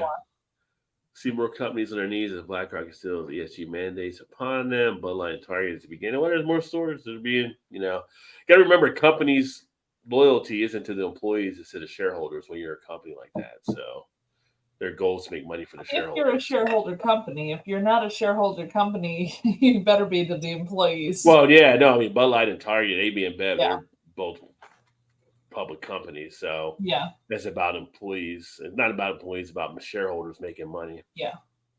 On the jobs and beer, more reason to choose craft beer, which is handmade by definition. Yeah, but the thing is, some of the craft breweries are actually messing with AI now too. And that's what they're finding out. They're testing some different stuff. So, and to run a craft Even if brewery they isn't a test cheap AI thing. Even if they test the AI for the recipes, they can't have AI creating the beer. The AI is not going to pour the barley into the mash. The Not AI yet. is not going to muck out the Oh, give it time. No, not yet. That's where Not yet. technology will cut. That's where technology come into play because just like a canning line, at one point everybody had to can and stuff. I Then know. they came up right, and now they have the conveyor belt, so that kind of stuff. The machine runs everything through for you. So at some point, these steps can be taken away from humans and put into something of a computer hand or a machine hand, and then that machine will be directed by the AI what it needs to do and how it needs to package and do stuff as well. That's where it can come into play. We're not there yet, but that's where it's kind of trending towards on some of the stuff. That's why that Heading report that way. was making mention of it. Yeah. And so you'd have to be, as a brewer, determined to not want to bring AI into Yeah. your brewery to be able to do that, which is fine. However, as we know with technology, it comes out, it's on one level, but after it's in use, the margins change and it becomes maybe more cost effective to start bringing in AI. Yeah. So that's where you kind of you may not want to do it, but you may need to do it to keep up with competition. The ethos of the beer industry seems to be against AI taking real human jobs. I think a lot of them are like that. Like I said, one of the stories I read was a craft brewery that actually came up with the AI. They wanted to see if the AI could come up with the beer recipe, and it did. And actually, the people really enjoyed the beer that was done. And it's like, oh, we can have them make this. So Now they actually use brewers to actually do the formula, but at some point, believe me, there's technology. There's people out there working on tools now. Because I even get contacted by some of these companies about different things. Hey, we can send this to your brewery, but I don't have a brewery. I just talk about beer, I write about beer, I do videos on beer. But they're like, we have tools that from overseas where they're like, we can do this and do that to automate your play system. it up. You should play it up. You should waste their time. Yeah. Yeah, but- Yeah, send it to me. Send it to me and see. Yeah, send it to me. Let me see what you can do for my brewery. And that's it too, JT. We've done down so many different things. We've wired ourselves to be used to computers so much that it just becomes part of what we're doing. And then as you steadily put more stuff into it, we don't think much about it. It's like the whole self-checkout type thing. We become used to it at a point. And unless we consciously decide not to do it, it just becomes second nature to us at a point. Yeah, Minority Report, Blade Runner, Paycheck, Total Recall, Screamers, Justin Bureau, Philip K. Dick was on the ball, crazy science fiction writer who called it. Yeah. Sure, AI may dominate, but there'll always be breweries who refuse and cater to the rare hipsters like you and me. I would like to think that. I would hope that. And I think there's people that would definitely want to not do it. Again, my thing is, it may come to a point where they don't want to do it. They're kind of forced into doing it because of the change in costs and things along those lines, where it becomes more cost effective for them to do so. But I'm all for employing people as much as we can. Anybody else got anything? Anything? No? Yeah? No? Not on that one. Double Oak Rye is not bad, I'll tell you that. Oh, I didn't tell you. Oh. Course correction. Coffee blonde, Belgian stout. Oh, is that what you're having now? Yeah. Ooh, Coffee nice. blonde.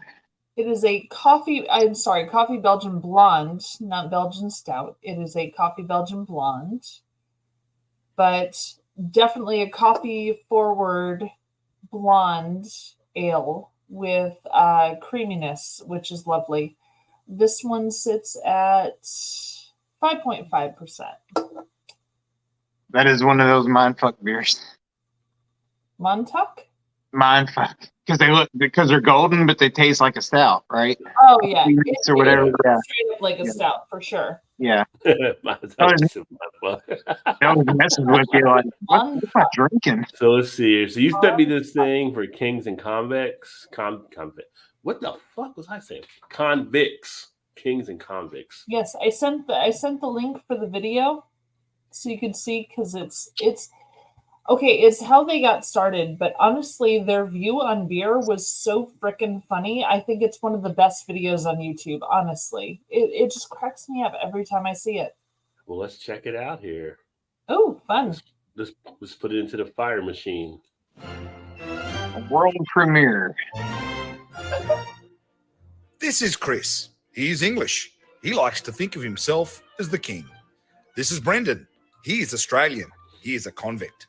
Together, they started Kings and Convicts Brewing Company. Why? Because it's beer, that's why.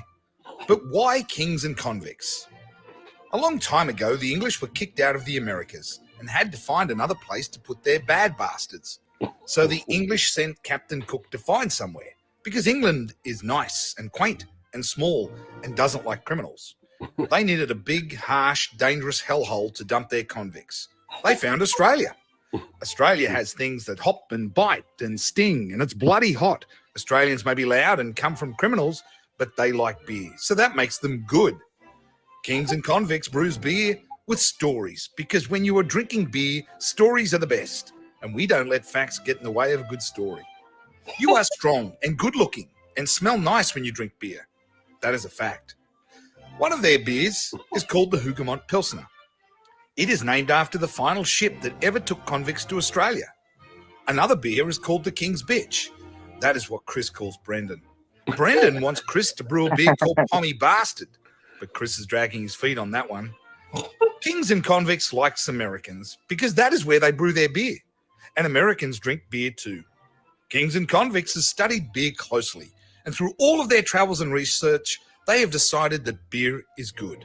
The end. The end. Can I just say, best brewery intro video ever? That was pretty They crack funny. me up. They're so ridiculous. Beer is good. That's literally the point of that whole video is beer is good. And they bought Ballast Point at like a fraction of what was paid for them by Constellation. So I know. it's crazy. So there's another video on their YouTube channel, which is them releasing a new beer, and it's the Australian guy running down the street in front of the brewery in pink hot pants, talking about how great their beer is. And like they did really ridiculous things early on. I don't think they do anymore because they have all the Ballast Point stuff behind them, so they can't. But early on, they did really, really funny videos, just so you know. Well, we don't even see a lot of the Ballast Point anymore, though. That's Yeah, I don't see any here, I don't think. It's like maybe they limited the distribution of it now, but Yeah, maybe. Ravinia is hard to find. My district Public Square. I should go to the tap room in Diversity because I don't see any Cardinal bottles of cans, Beer Temple, or Garfield's. Okay, I find that weird that you don't see it. Cardinal bottles and cans, Beer Temple, or Garfield's. Like, Maybe how it's is that selling it. possible? Maybe it's selling so fast. What are the owners doing that it's not in those places? It should be in those places. Could it be Okay. selling? Could it be selling that quickly? No, I'm making a list. Hold on, don't take that away yet. As I took it away, she said, "Don't take it away." She's Cardinal, making a list. She's checking it twice. You'll have it by cans, Christmas. Have it by Christmas. Beer Temple, and Garfield's. All right, I'm going to talk to my owners because the fact that it's not found in any of those places is upsetting to me, and I need to make Right. that fixed. Fix it. That Thank shit. you. That's what we do. Thank you, James. We Fix fix that shit. shit. Fix that shit. Taylor, so now we'll be watching Roger Happy Hour Rumble as he will surpass the 2 beer limit in questionable language. All the beer we air top intros. It'll be grand. You know what the funny thing is? I just canceled my Rumble account because I'm like, I don't even think it's worth it to have Rumble. I had it for a bit and it was just like testing it out. And I'm just like, I don't even think that many people are on Rumble. So Is it bad that I don't know what Rumble is? No, because I was going to say the same thing and was like, you probably shouldn't have it. I don't really know what that is. But it's the YouTube alternative, like people were going to because like they were getting YouTube is more. You can't do this, you can't do that. Possibly, like you get claimed. There's like, and the Rumble's more open. They try to be more open on stuff, but it's just like, nah. There's too much. I got Threads now. Do I keep Threads? I don't even know. I'm tired of posting the Threads. What's Threads? If I got Twitter, like, Oh, I'm so old. I don't even know what's going on. What's Threads? you're younger than me. How can you not know this? It's no, social right? media. I knew what Threads was, but I didn't know what the other. Yeah. Threads I is didn't know what Threads is Threads was. Threads is going against Twitter, but it's from Facebook and Instagram. Well, Twitter is not called Twitter anymore. It's X. Well, it's X. It's X, but you still have Twitter on your phone and stuff like that and everything, which is funny. I don't. I Yeah. promise I don't. Well, the thing Well, is, mine like, says X. Mine says X also. it says X, but I mean, like, I have like some stuff that still says Twitter on sites. Everybody but- still calls it Twitter. Who's going to It- call it X? Which now Elon is saying that it may not make it through because they're having an issue. Well, imagine that, Elon, you fucked it up. So yeah, it may not make it. But anyway, Dummy. Threads is what Mark Zuckerberg came up with to kind of compete against it. So it's kind of like Twitter, but doesn't have all the stuff of Twitter as of yet. But the thing about Threads is it stays pretty much focused on the things you care about. So you bring in all your Instagram people, and your feed is more generated based on the conversations you're pretty much in. So all my feeds are pretty much around beer on Threads versus Twitter, where I get like shit popping up. Like, I don't even know who the hell this person is. I don't have that happen on Threads. It's like everything is pretty much siloed into what I want to actually look at. So it's nice in that regard, but it's just like, do I even need this? Like, there's just so much. Like, doing too much. That's the theme of the night. You're doing too much. You're doing too much. I got shit on Tumblr. I got shit on Pinterest. I got shit on LinkedIn. Like, how many Okay, I've heard of websites? all How many three of sites? those. Spread out way too much. Yeah. Yeah. I've heard of all three of those. And then like Facebook, like if you do YouTube and you do Facebook, you're better off actually doing videos native on Facebook than trying to share it to Facebook. I don't know if you knew that or not, because I know you got a Facebook page for your channel, right, Mal? Don't you have a Facebook? Yeah. Yeah.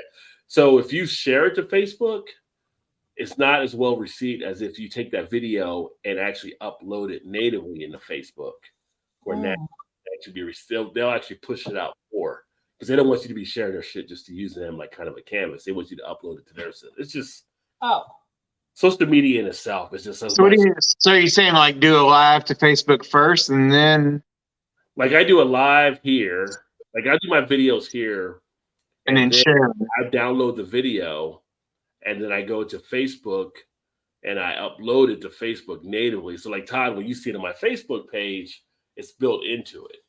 Okay. And then the algorithm of Facebook will share that more than if you were just going to share it from YouTube. Because I know, like, the reason why I was asking, because I know, like, Tom the Beer Whisperer does, like, his lives, and it's always live on Facebook. Yeah, like, I could do live on Facebook, YouTube, Twitter, X, whatever, and all at the same time, but I'm like, for those, it's a different audience. Like, the audience on Facebook isn't the same audience from YouTube, isn't the same audience from X, so you have to know how you want to operate your channels and stuff. Right. But that's why I just kind of make these YouTube exclusives, and I put this on the podcast where people can see it on the podcast, on Spotify and some different things. And then it's just, there's just too much stuff out there now. You know, it's just like shit needs to be knocked down a little bit more. I mean, nobody wants to be Tom from MySpace. I get it. Nobody wants to be the go away type thing, but there's just too much out there. I wonder what Tom is doing nowadays from MySpace. Yeah. He's probably like, he's probably like Denzel in Training Day. I built this shit. I'm gonna do this for me. This is all me right here. This is all me. I'll put a case on each and every one of you. That's how Tom is right now for MySpace. Can't do this to me. Classic movie. Coming out, it's like, no, I'm not doing it. I'm not classic doing Denzel right there. Yeah. And scene. Yeah. So So yeah, I'm not as up on the new things as I probably should be. Yeah. We go through waves to get people in, people out, which is cool. There's just too much. It's just too much. There's And too it's like things. when you operate or you build your channel, you have to decide on all the stuff you want to offer and how you want to kind of do stuff out there. So it's, James, you say you're convinced that the root of civilization is beer. Well, you should be convinced because that's actual history. Like, right? That's literally how that worked. Yeah. They only stopped the hunting and gathering because of beer. So Mighty fine festivals back then. Yeah. Yeah. Pretty sure that apple in the Garden of Eden was fermented. I'm just saying.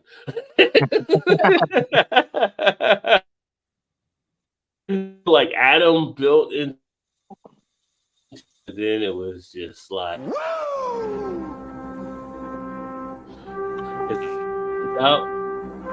you like, Eve, you looking good over there, girl. What's going on, Eve? You looking good. I'm feeling it. It's a good apple. And he was like, I can't keep these gators down. So yeah. I just heard a cough from downstairs. I think she was home and he didn't announce that he's home. She was in the house. I think ring the bell, Roddy. Let's see if he's home or not. Let's test that.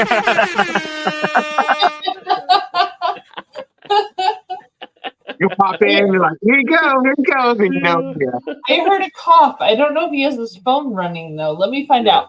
Oh, it could be the ghost that runs up and down your hallway all the time. Oh, it could be the ghost again. I didn't hear any ghost today. Not yet. Yes.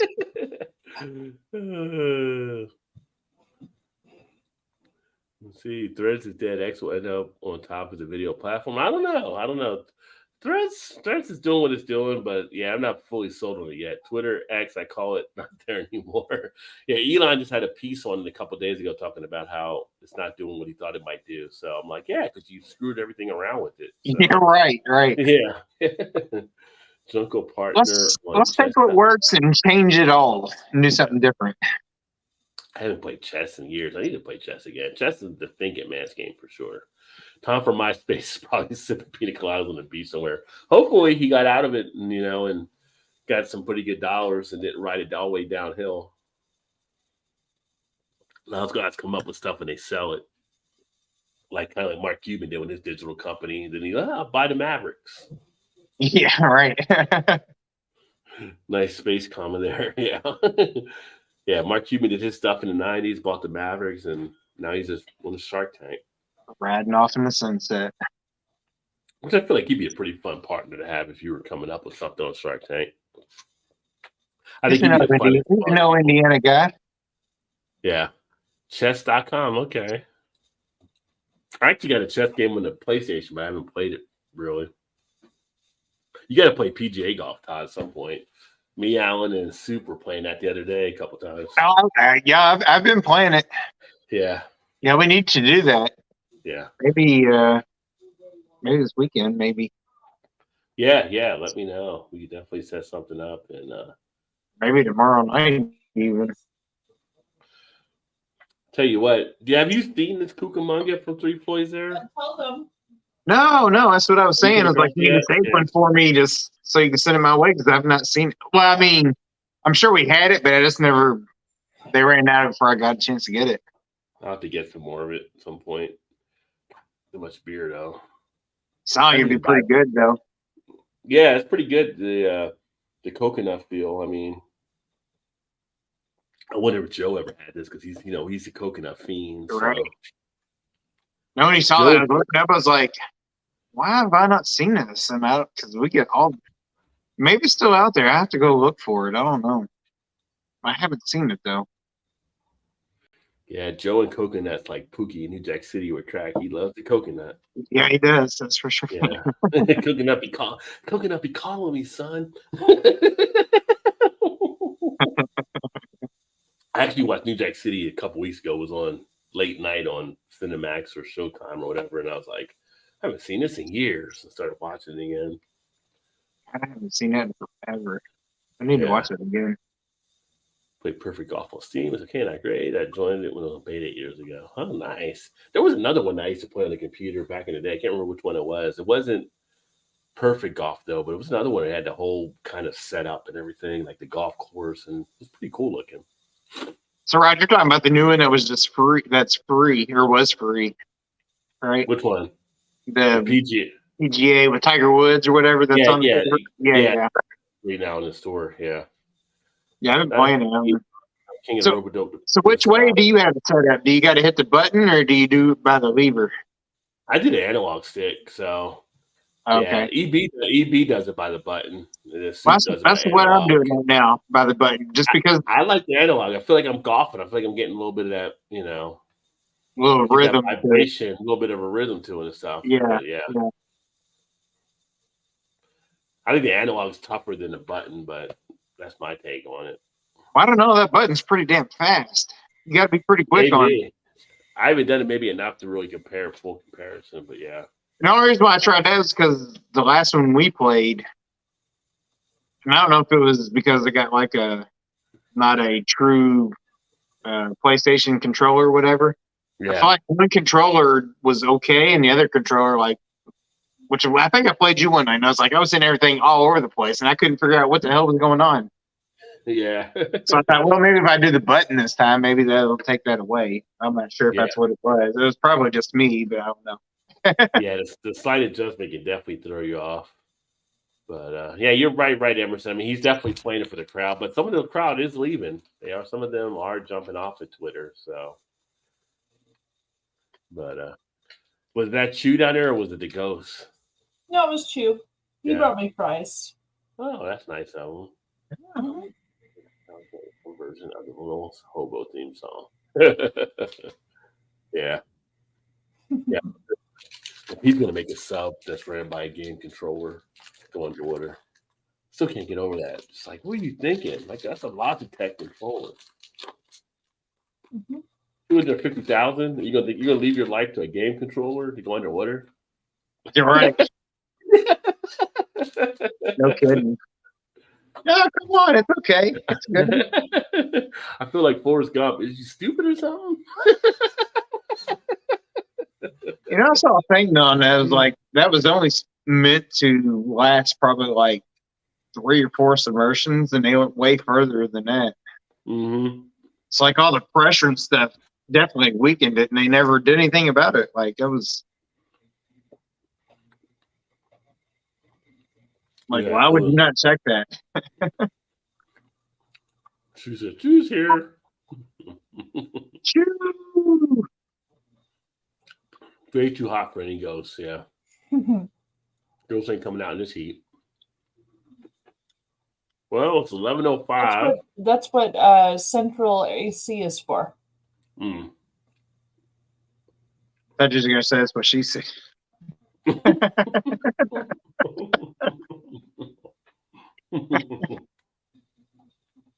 Well, Do you feel good 11:05. about that, Todd? Do you feel good about that? No. How does that make you feel inside, Todd? Yeah. It's mixed emotions. Let's delve into this. How does that make you feel? Uh, I feel like we need to get Todd drunk enough for him doing the Brita test. I'm just saying. I know he needs to do another liquor through the Brita. Yeah. when you do this on a Friday night, then I'd be all for it. Hey, it could be there you go. It could be like a last special Brita test. Just put it through the ringer and see what it's got. You're not drunk enough to try to sing with your friends and you don't know the words. Everything turn around. Every now and Like every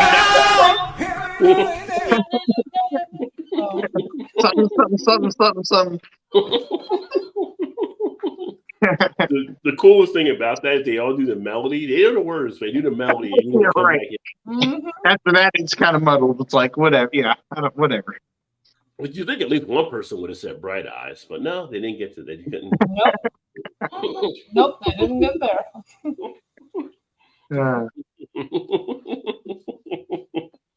That's fine. That's when you- That's a good that's step when you- there. Party right there when that happens. Mhm. Independent Joe in the house. Cheers. Happy Thursday, my friend. Yes, things are good. Hopefully you're having a good Thursday night as well. I've had a couple of crappy window units. It's been tough. Mm, Conditioning. Oh yeah, with the heat you guys have been having. that's rough. Version of betting. Well, at least betting the Jets, you can make out some of the words kind of with that one. Which is if you ever the version of betting the Jets, you should listen to. It's actually pretty good. Yeah.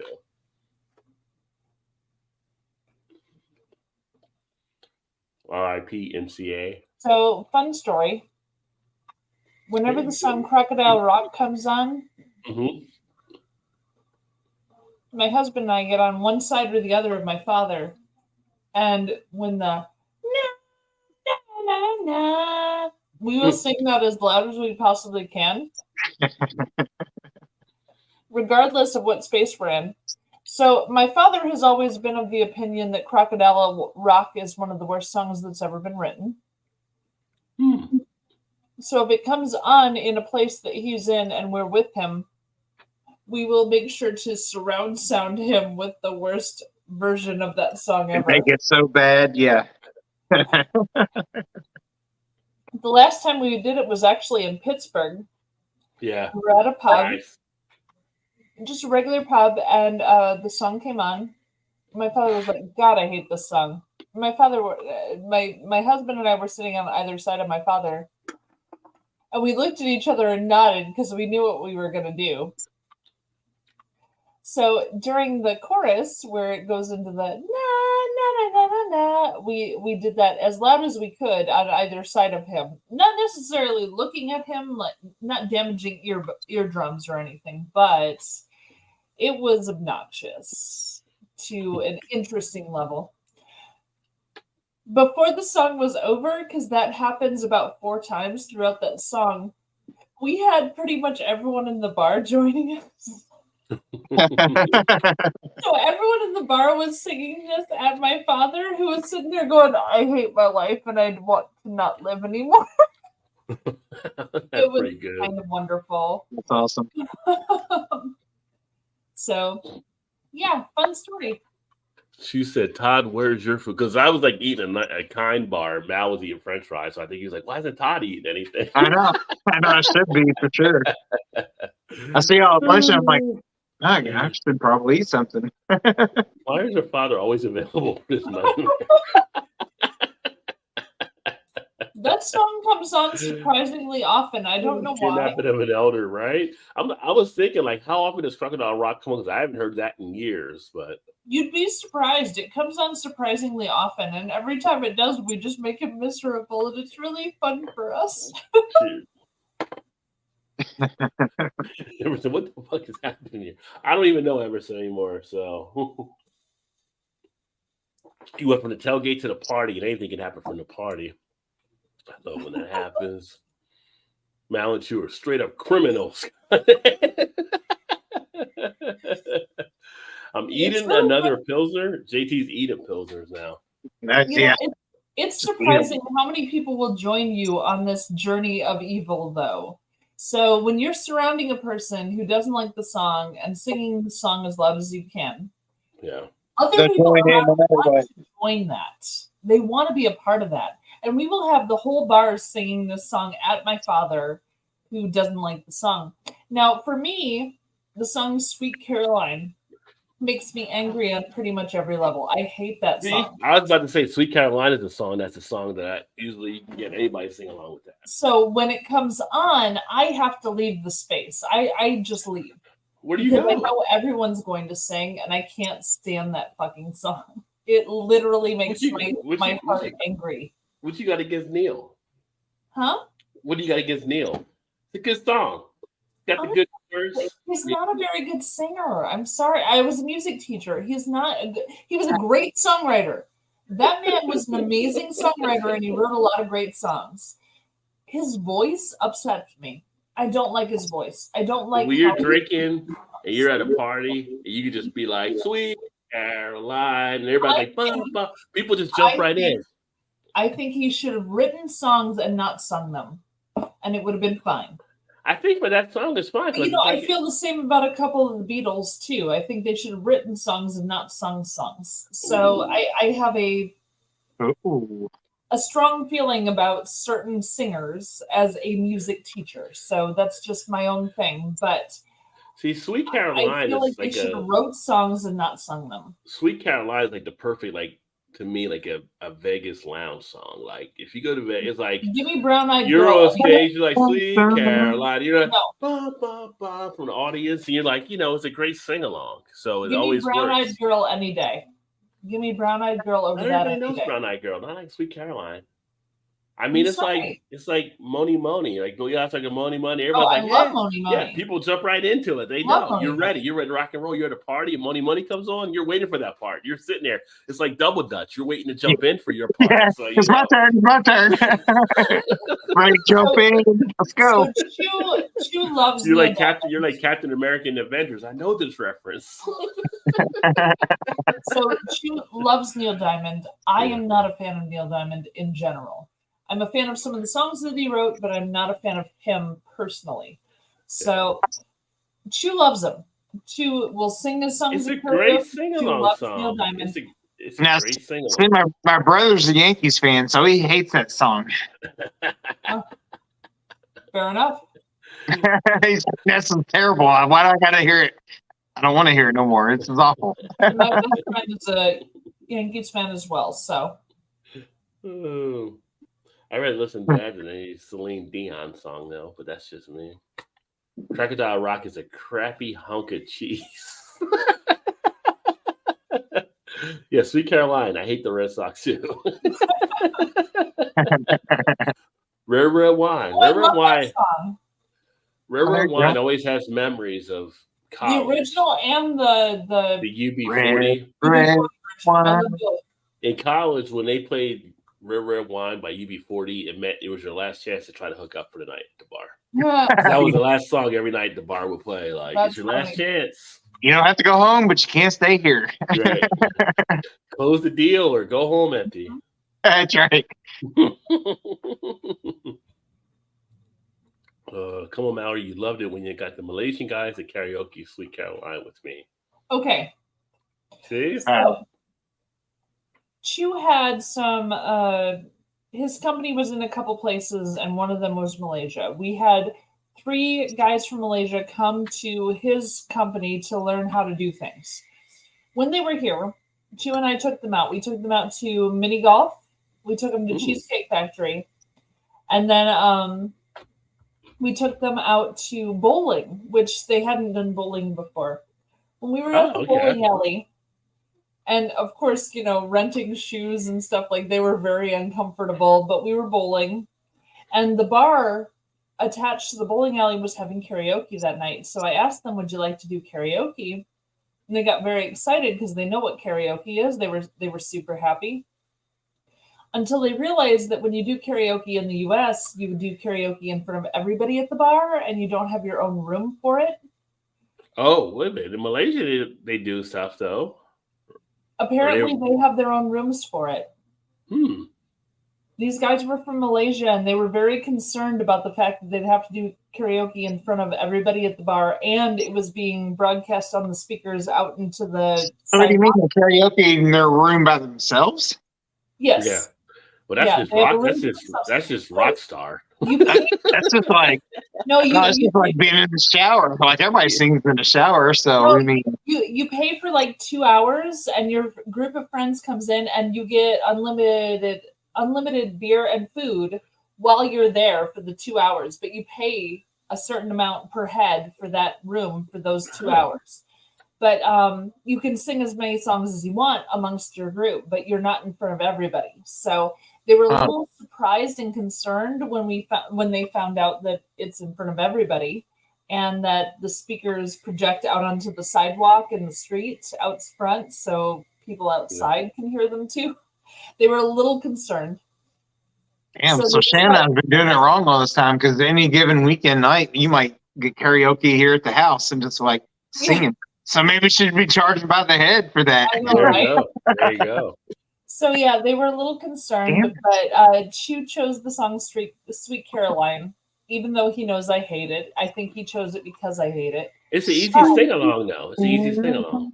But it was really funny because we had taken them to, it's a place that's closed since then. It was a German,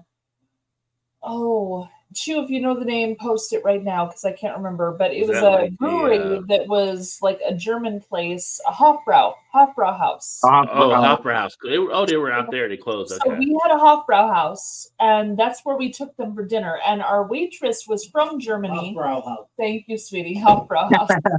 Too late, too. We took them there for dinner. She was from Germany. They were from Malaysia. She couldn't understand them. They couldn't understand her. And I don't know German. She doesn't know German. And we were having a little trouble ordering. So it was a tricky thing getting the Malaysian guys to order. But they got food and they were happy. They had a tuba band up on the stage. And the tuba band did Sweet Caroline. And every time it went to ba, ba, ba, ba, they went pa, pa, pa. They said pa, pa, pa. It was with a P, and we were interested by that because it's usually ba ba ba, like a B, I guess. Yeah. But they said pa pa pa, and we were like, okay, that's fun. So when he went to when we took them to the karaoke place after having the Hofbrau house food, we asked for Sweet Caroline on the karaoke because she was going to sing it. And he invited all 4 of them up there with him.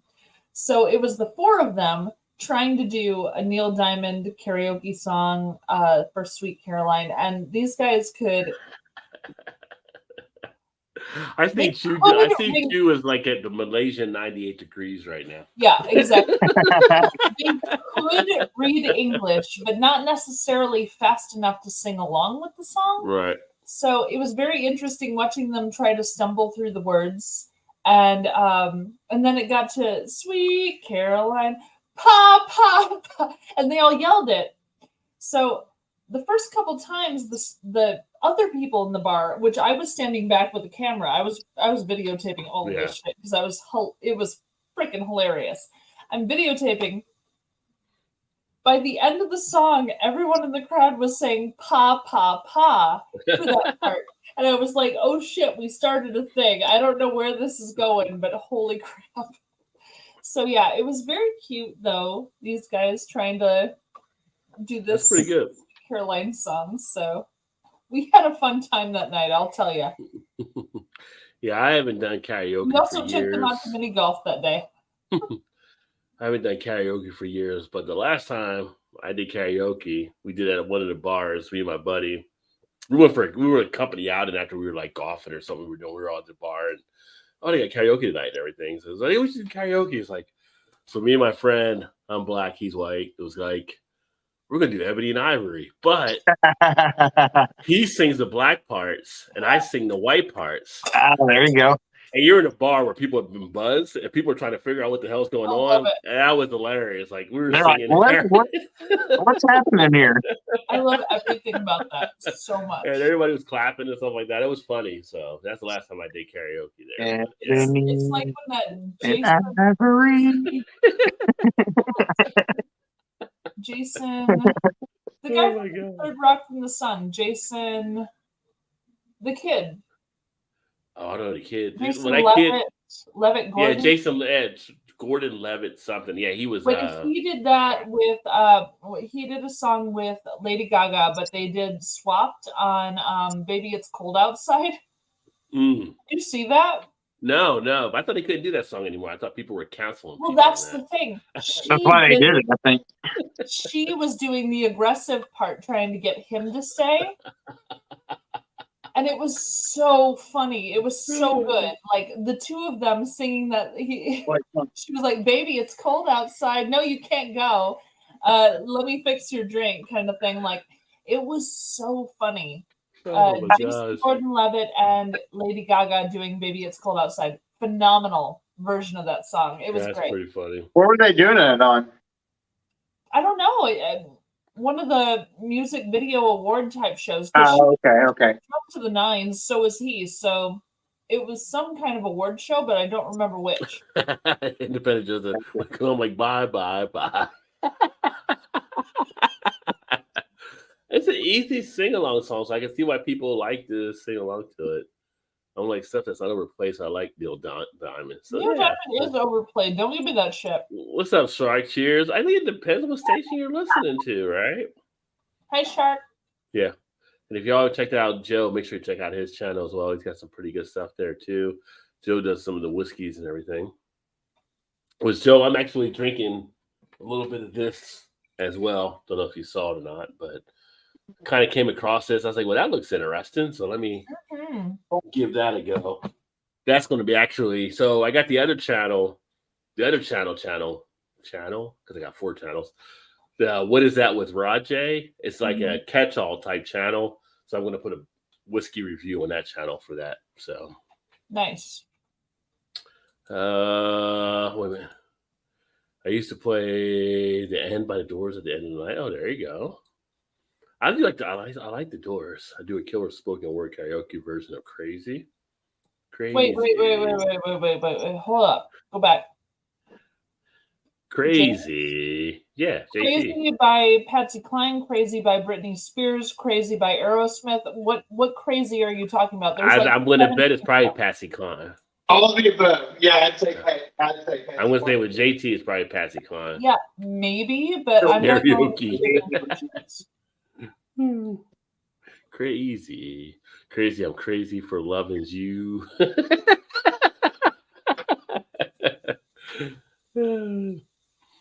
JT. I play crazy air guitar. There you go.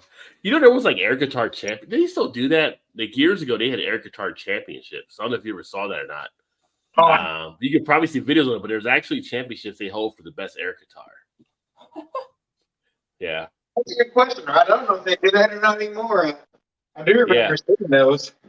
But you see some crazy people doing some air guitar out there. It's just like, wow, they're really into that there. Yeah.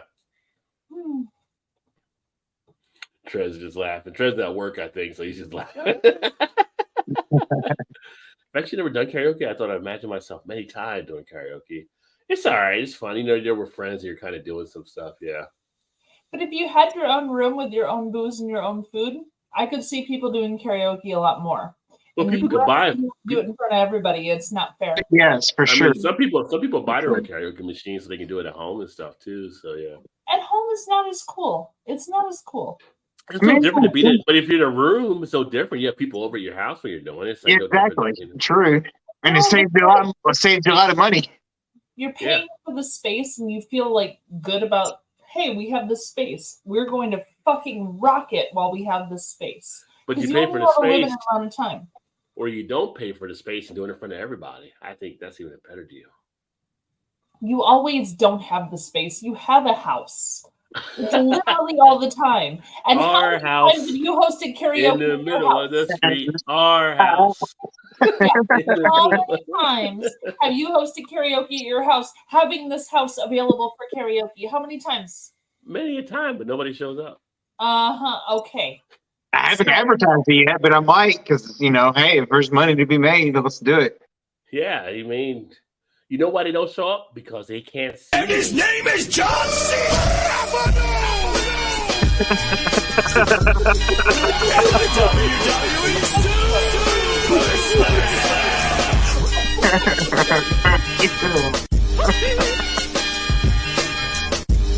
It's open, but you can't see it. You can't see it. That's why they don't show up, because they can't see the Little kids' invitation. birthday can't see party me. at a house versus little kids' birthday party at the Chuck E. Cheese. Which one did you want to go to? I'm not going to that kid's house. I'm going to Chuck E. Cheese.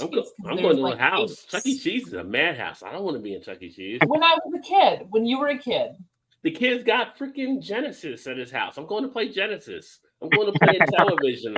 I'm going to play ColecoVision. I'm going to play Gemini. I'm going to play Atari. Kids had the You're video going to game. watch an animatronic mouse sing "Happy Birthday." That's what you're going to do. I know you. Nah, F Please. that mouse. F that mouse. I'm going to hang out with freaking Sonic. More of a hedgehog kind of guy. For sure, yes. But you've had your house available every day forever. And how many karaoke parties have you had? I have not, but I don't have a karaoke. There you go. I do. Yeah, These but karaoke places have karaoke parties every night yeah. because they have rooms to rent out for small groups who can sing karaoke. Yeah, they say they have karaoke going on. I mean, if there's money to be made, I might just touch the figure and see. Parlor, what's wrong with you? They're like, I'm in the mood for love. Massage Run out of parlor is room. different than karaoke. You call it what you want. There's still a microphone. But who wants random strangers in your house, though, Mal? Why Why is there a would you? microphone at the massage parlor? What the hell are you doing? What are you up to where there's a microphone in your massage parlor? I'm saying they're renting stuff out. They say you get this room to sing or whatever. You don't know what really happens in the room when they go to sing. They say they're going to sing. Oh my god! You never know. You never know what happens in there.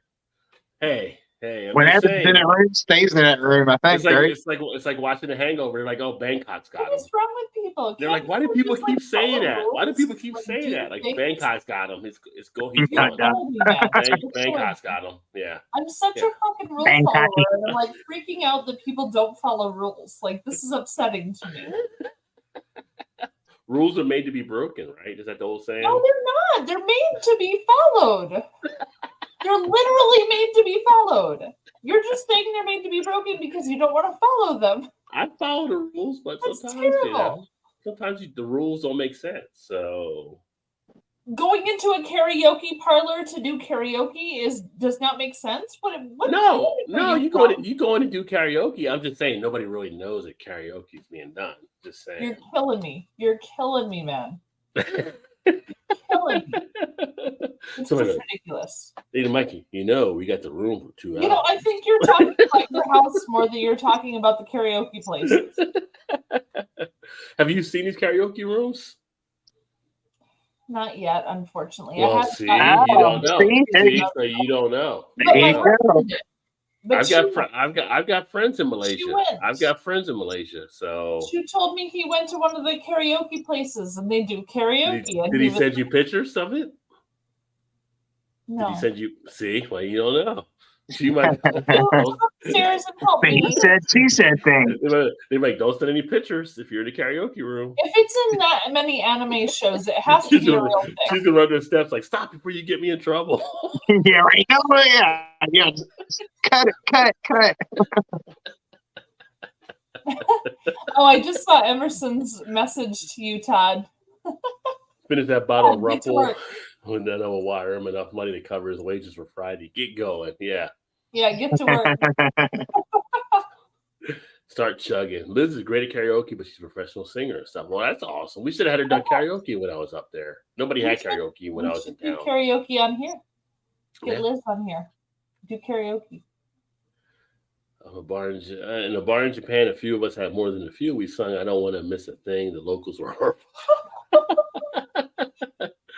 See, I think if you're doing karaoke, a perfect song would be "I Get Knocked Down, But I Get Up Again," because that fits a bar. That'd be a There great you go. karaoke. There you go. song. Yeah. That'd be a great karaoke song. Wait. I get up again. Independent Joe, I have a specific question for you. Why were the locals horrified? Was it how you sang it? Was it that you were singing it not in a karaoke room? Like, why were they horrified? I feel like that's a very specific question that I need to ask. I feel like because a few of them had more than a few, I don't know, maybe they were chasing some of the people around. I don't know. I don't know what was happening there. So it was like, But I mean, people being bad at karaoke is obvious and okay. Like, people are generally. plus he was in Japan, so it's different society too. Like in Japan, one of the things that I learned about, because we were actually owned by a Japanese company where I work, like in elevators, you don't talk in elevators. Well, Now, one should occasionally, talk in elevators. Well, in America Ever. here, occasionally people will talk and stuff, but it's like you don't. But when people went over there to try to talk, and the Japanese people were like kind of thrown off when Americans are trying to talk to people in the elevators. The only Like you time you don't. should speak in an elevator is to say "excuse me" when you farted. That is the only time anyone should ever say a word in an elevator. Do you say "excuse me" or do you leave it out there like you don't know who did it? Well, it depends on who I you mean, are. When we if say you say, excuse me, it just gives yourself away. I mean, sometimes you just let it go and you're just like, it's Smell- out there now. So, Smeller the feller, usually, you Yeah. know. yeah. But yeah, You know what? Who's first who smelled it dealt it. So if The you smell it only first, you words- said anything. Yeah. That's right. the only words that should ever be spoken in an elevator are "excuse me." Either you farted, you burped, or you have to get by someone. Those are the only words that should ever be spoken in an elevator. Are you nervous on the elevator? Like you hate when people speak on the elevator? Sounds like. Uh-oh. I just don't want to talk to people on elevators. I get that. I I don't don't know talk to who people you when are. I I don't fly on care the who you are. plane. Like I don't want the people next to me on the plane talking to me. Like I don't care who you are, really. Like, Oh, I talk on planes. why are you talking to planes? And on Well, elevators. Other people don't know you. I'm like, People we're on a next to- 2-hour flight. I'm not going to see you again. So why would you want to? Well, not on a 2-hour flight. I don't do that on a 2-hour flight. If I'm going to be next to the person for 7 hours, I might say something. Like, Because, excuse me. come Like, on. excuse me. Like if you're a window seat, you say excuse me to get to the aisle so you go to the bathroom. It's like that. Other than that, what do you need to talk about?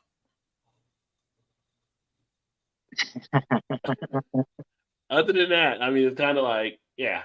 It's now if you're a kid, it's like I flew one time and had a kid, and we had to we ended in Louisville before coming to Cincinnati, and the kid was his first time flying. He was nervous. He was in the middle section. He was just like he was talking to me, but he was like happy, like I was next to him because it made him feel comfortable because he had not flown before.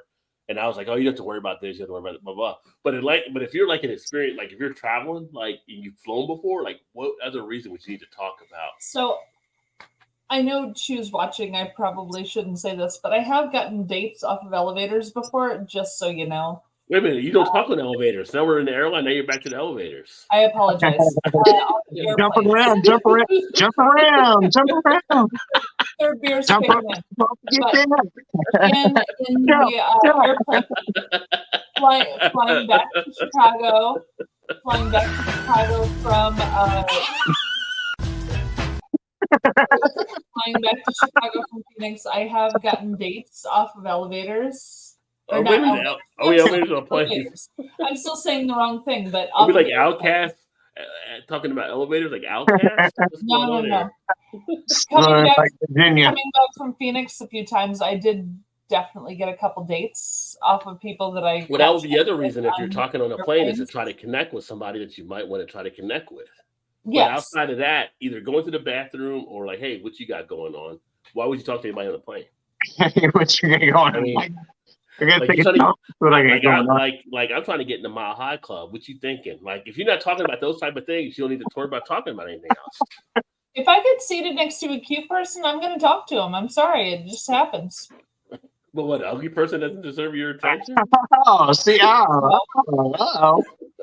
But my definition of cute is its own thing, so hard to say. Like, Jude, like, we need to talk. You can't fly anymore. He's gonna pop in the room any second now. If I'm flying anywhere, he's usually next to me, so Yeah. I can't flirt. He's gonna be like, "Shut it off, Rod! Shut it off!" She's sitting next to him. Are you talking to that guy? What are you doing? Yeah. Foot seats. Puts Mal in the window, and he's in the middle seat now. But I will say proudly that I have not been seated next to a Karen ever on a plane, which is super exciting for me. I've never had a Karen on a plane. Although when I fly nowadays, I'm like, oh, is this today going to be the day? Nothing ever seems to materialize. Yeah, I know, right? Like, yeah. I mean, I've had the little ones that were problematic, like either in the seat behind me or the seat next to me, where they like cry or they kick or whatever. I've had that, but I've never had an actual Karen, like someone who gets like kicked off the plane because they're problematic. Yeah. Never had that. Never I had don't that. know on the plane when that girl stood up and was like, "That MFer's not real." Blah blah. Yeah. I saw the video for that one. Yeah. Well, I keep waiting for a flat earther to get upset on a plane. I haven't had that either. Well, I've never had anybody try to open the door because that's happened on planes. People try to open the door like mid-flight. No. Like, Yeah, I wouldn't. Yeah. Oh, that guy's getting tackled real hard. If I'm Terry Tating his ass. I was gonna say he's gonna Terry Tatum for sure. Be like, "What are you doing?" Yeah. But I haven't had that happen, so I'll count that as a win. Yeah, I don't know. Yeah, that's a positive. Yeah, some people flipping out on the plane type stuff. That's kind of crazy right now. But Yeah, a little bit. yeah. It's I mean, like- for a while there was the mask thing, and that was happening everywhere. So Yeah. I wasn't as surprised to hear stories about, I had my mask on and they're like, no, it was below your nose or whatever. Like people would freak out. Fine, whatever, do your thing. I don't care. But No, I've had some. I Of the haven't had flight, actual Karens. I've had some of the flight attendants that try to be like funny when they're doing stuff like because I flew like Southwest a few times. Southwest tries to be a little personality type airlines. They try to we'll do it. They try to tell the little rock, just read the damn thing. We all know that You're right. Yeah. the Try to cushions put under your the seat. comedy If we hit shit. water, we know the oxygen masks are going to drop off. Just stick to the script. Don't try to You're mix right. it up. You're doing too much. Just I don't know. I like the speeches on Southwest. They were funny. It's like I don't got time for that. I'm trying to watch a movie, and every time you talk, it cuts off my movie. It was nicer than listening to the BS that I heard every time. Like, See, The I'm more of a folks Delta who fly person. often I like already Delta. know all the things, so you know where the exits are because you saw them when you walked on. You're aware, and you know that there's a flotation device under your seat. You know that the masks are going to drop and the bags won't inflate, and you know to put yours on before the kids. You know all the things. You've heard all the things over and over. But honestly, I thought Southwest did a good job. I thought they made it fun. Like I don't even more like flying. I don't even interesting like flying goodness. Southwest. I just fly them now because I get direct flights from some of the spots. Yeah. But it's like to me, it's the Greyhound of airlines. Like literally, you can't pick your seat ahead of time. There's I feel that way about there's no first class section. It's I like feel that way about Spirit, not Southwest. oh my god, Spirit. So Spirit, which I would never and fly Spirit. JetBlue. I would never fly Spirit. Like I just saw a story on them. They had people on the tarmac for 7 hours the other day. Why they have on tarmac for 7 hours? They had no fucking pilot. There was no pilot. Oh, And they wouldn't let the people get off the plane. Like, seriously, you have no pilot and people can't get off the plane. Like, there's Yeah. got, yeah. So hopefully all those people got their money back or whatever like that and everything. But it was just like, I would be like, are you freaking kidding me? And they're like, oh, you can't get off the plane because of FAA rules. I'm I'm getting off the plane. You ain't got no pilot up there. Like they literally were showing the somebody was You're right. shooting Like, where are we going? Just gonna sit here. there was no co-pilot. There was no assistant pilot. There was no pilot even flying as a coach type thing. There was no pilots anywhere to be found. So why am I sitting on the airplane for 7 years? I feel like Spirit will leave your ass somewhere and won't even think twice about it.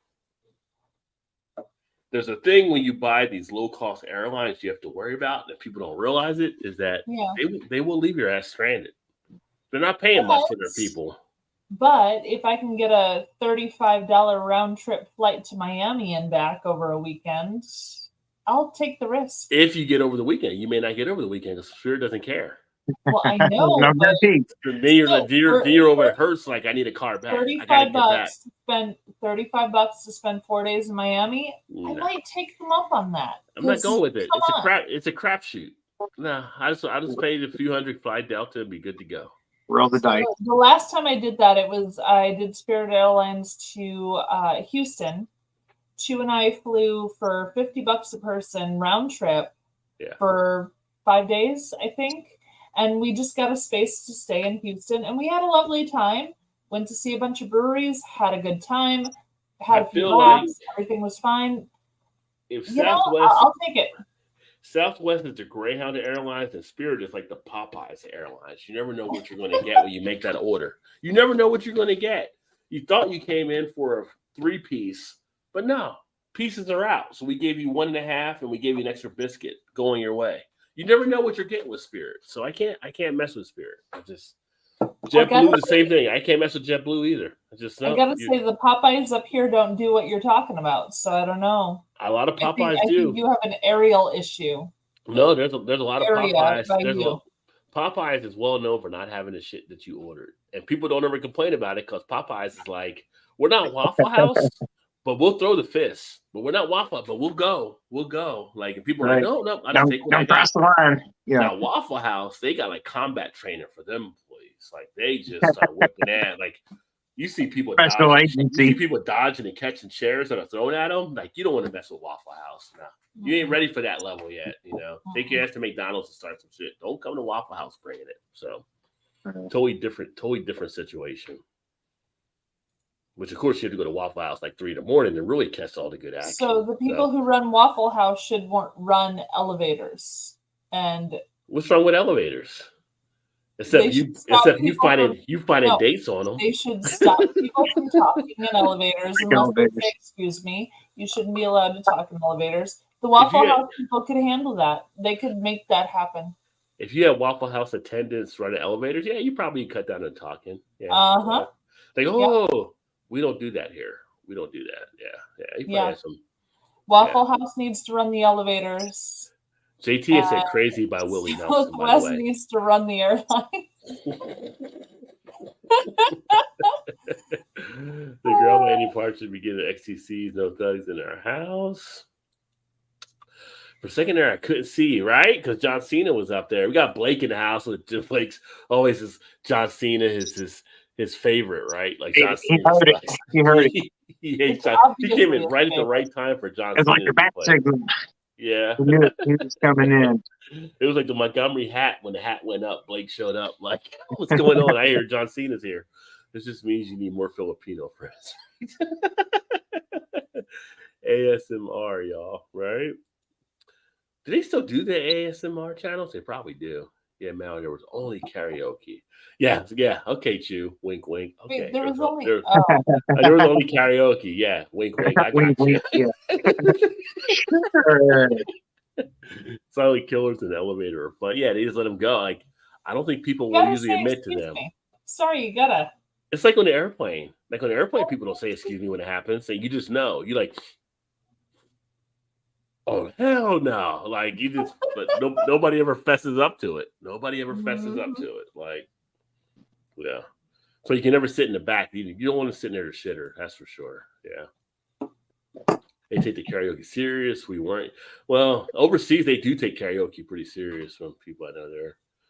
Although the funniest thing, I think the funniest karaoke thing I saw was we went to Dominican Republic and there was a guy from, I think he was from overseas, but it was kind of like, wasn't like England or whatever, but it was like, I want to say like Denmark or something, but he was doing Metallica, and he was like intense, like just laying down and hitting the thing, you know, and going, and it was like, wow, he is really getting into it. Couldn't understand all the stuff he was saying, but he felt it, and that's all that mattered. As long as you feel it as you do it, that's all that matters. Do your thing. Don't worry about anybody else. Just do your thing. So I went with some friends to karaoke, and I did like Eurythmics, and I did like a couple Sweet other, things. you know, obvious, you know. Sweet What, things are made of these. Yeah. So I was doing like proper elongated karaoke elevator. songs that you expect. My friend is not a karaoke singer, and she decided to sing karaoke, and she asked to sing the Hokey Pokey. So she goes up there, and she works in a library. She's not like a way out there type of person. She's very introverted and all this stuff. But she did the Hokey Pokey, and she was trying to get she was like, "You put your head," and she was like screaming it.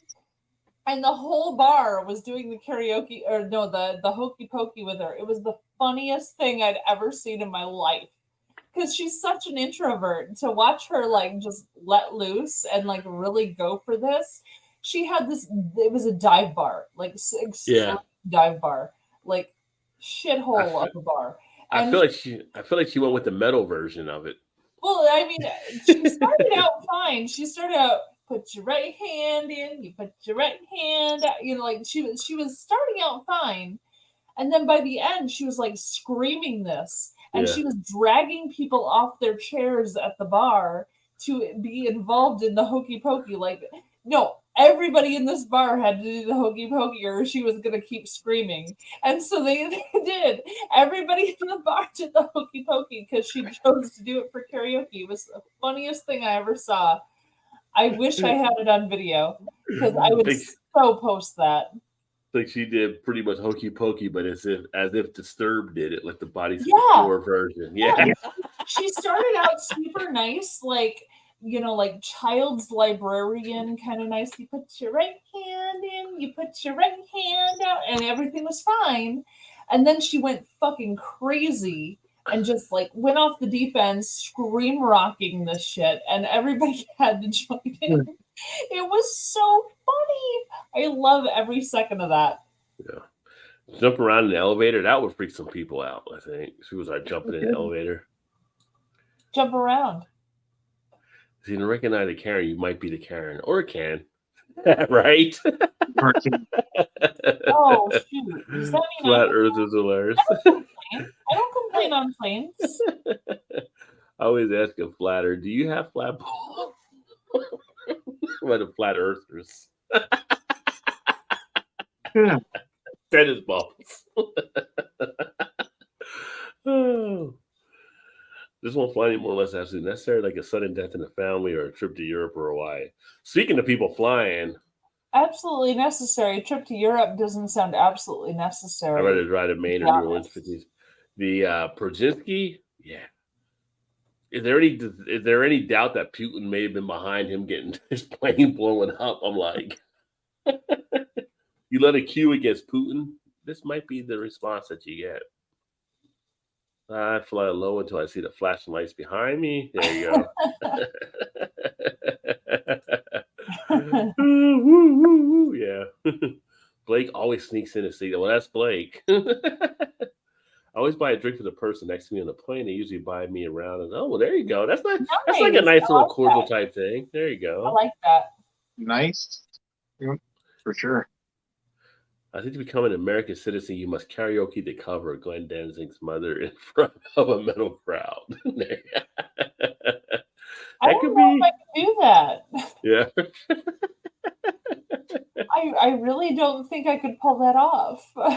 Yeah, it's been a long time since I ever did a karaoke type thing. But yeah, I mean, for some of the people that come over from overseas, they're not probably used to being in front of all those people and stuff, which kind of makes sense because when you see some of the people come over that I've seen from like Japan or from the East, they seem a little bit more shy when they're opening up kind of karaoke. So maybe they're used to having their own little separate space type thing. Yeah. So, but You get their own rooms and to do it in front of all the people, it's very But I know with Malaysia, one of my buddies in college, he was from Malaysia. We used to cater stuff together.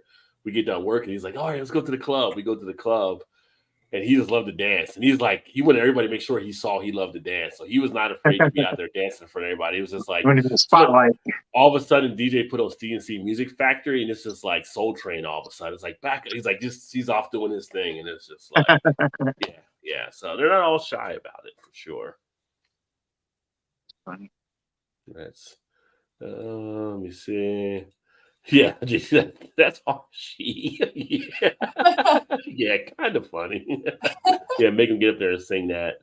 By the Muppets, my go-to karaoke song. No, okay, Mana, you Mana. just glossed over what Mana is. I don't know what it is. Oh yeah, we can't. I don't know. I don't watch. The Muppets. I haven't watched the Muppets since I was like a little kid.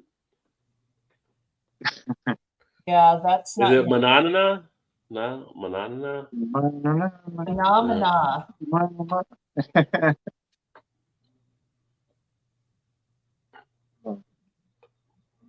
No. Hold on. Well, I can't bring it up because I might get. Oh no, I'm Hang on bringing there. it up.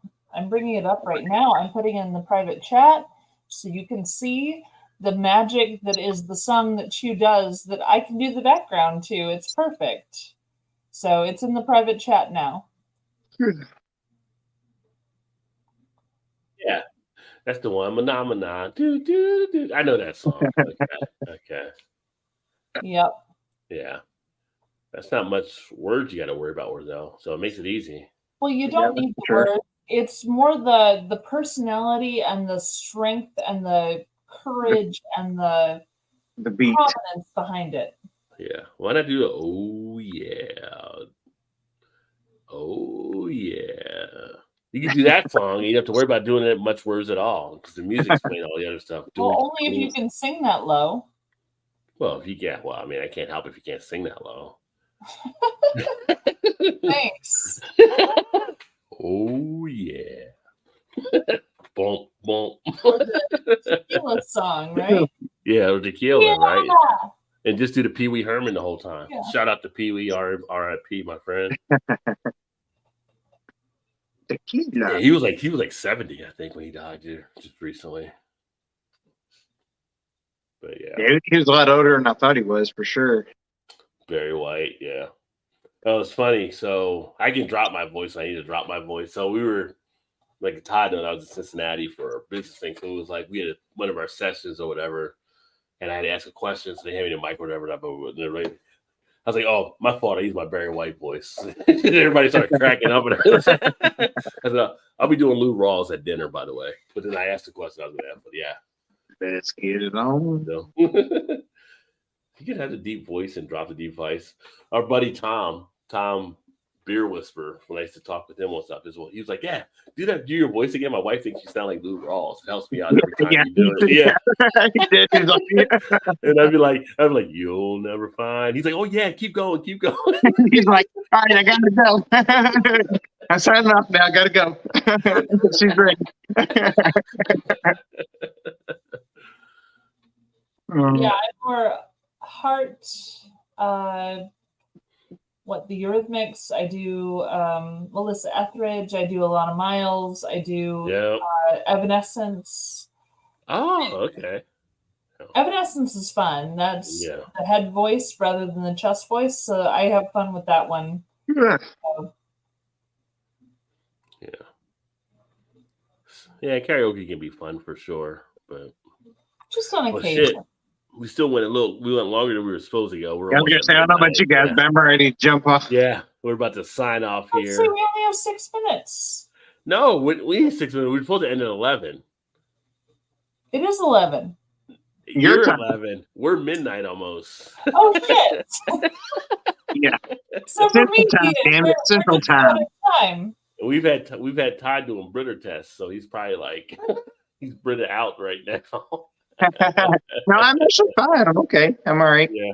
Oh, you would do I'm another just one? tired just because it's getting late. You But would do another one before we sign off then? no. I wish you could do the Phenomena song without getting a Copyright. Yeah, I I know can't. you Yeah, the Muppets are pretty much sure to get a copyright. 'Cause, I yeah, know. That's. Yeah. I wish you could. I know you can't. Phenomenal. Yeah. Yeah, Shark said almost 9 here. Yeah, nice living on the West Coast. Yeah, right. And hopefully, Shark, you came out okay. By the way, I know Shark was kind of down there with Hillary, so he was reporting some stuff there. So hopefully, you came out with no issues. Todd's about to chase a pink dragon. Yeah, I think it's supposed to be I a meant dragon. dragon. Yeah, it's supposed to be a dragon. It's the old typo. We were good. Oh, excellent. Good to hear. Good to hear. Yeah. So.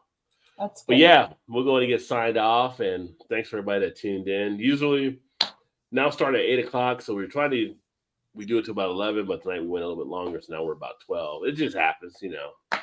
The bar stays It open. happens. While the bar is open, people want to jump on. Let me know. We gotta get Shark up here next time because Shark's out in California, so he gets home a little bit later. But get Shark on, Independent Joe. You got a good stuff. I'd love to get you on to talk about some of the bourbon type stuff you're enjoying as well. So. Every Thursday night, 8:00 Eastern. We'll be back next week for sure. Y'all have a great night. More beer reviews coming up on the channel. Make sure you check out Mal and Perfectly Me Crafts. Good stuff coming up on her channel. And some of you are signed in through her as well. Check out. No, you can't check out Todd's channel, but Todd will be here with me usually when I do stuff. Damn, Rod. And on that note, That was beautiful. no, it wasn't. Todd is here with me Thursday nights and stuff. So make That was sure. good. But thanks for I everybody mean, tuned. Yeah, well, Everybody has to have their Ed McMahon, right? right? But as you go into tonight, remember, enjoy life. Sing a song, have fun, make a tune out of it. Do And some even, karaoke on the elevator. You'll be even if fine. you don't know the words, that's okay. Sing it anyway. People will It's got to still be in sing. the elevator, though. People will still sing along with you. That's right. Turn around, everything in a turn around, Things happen.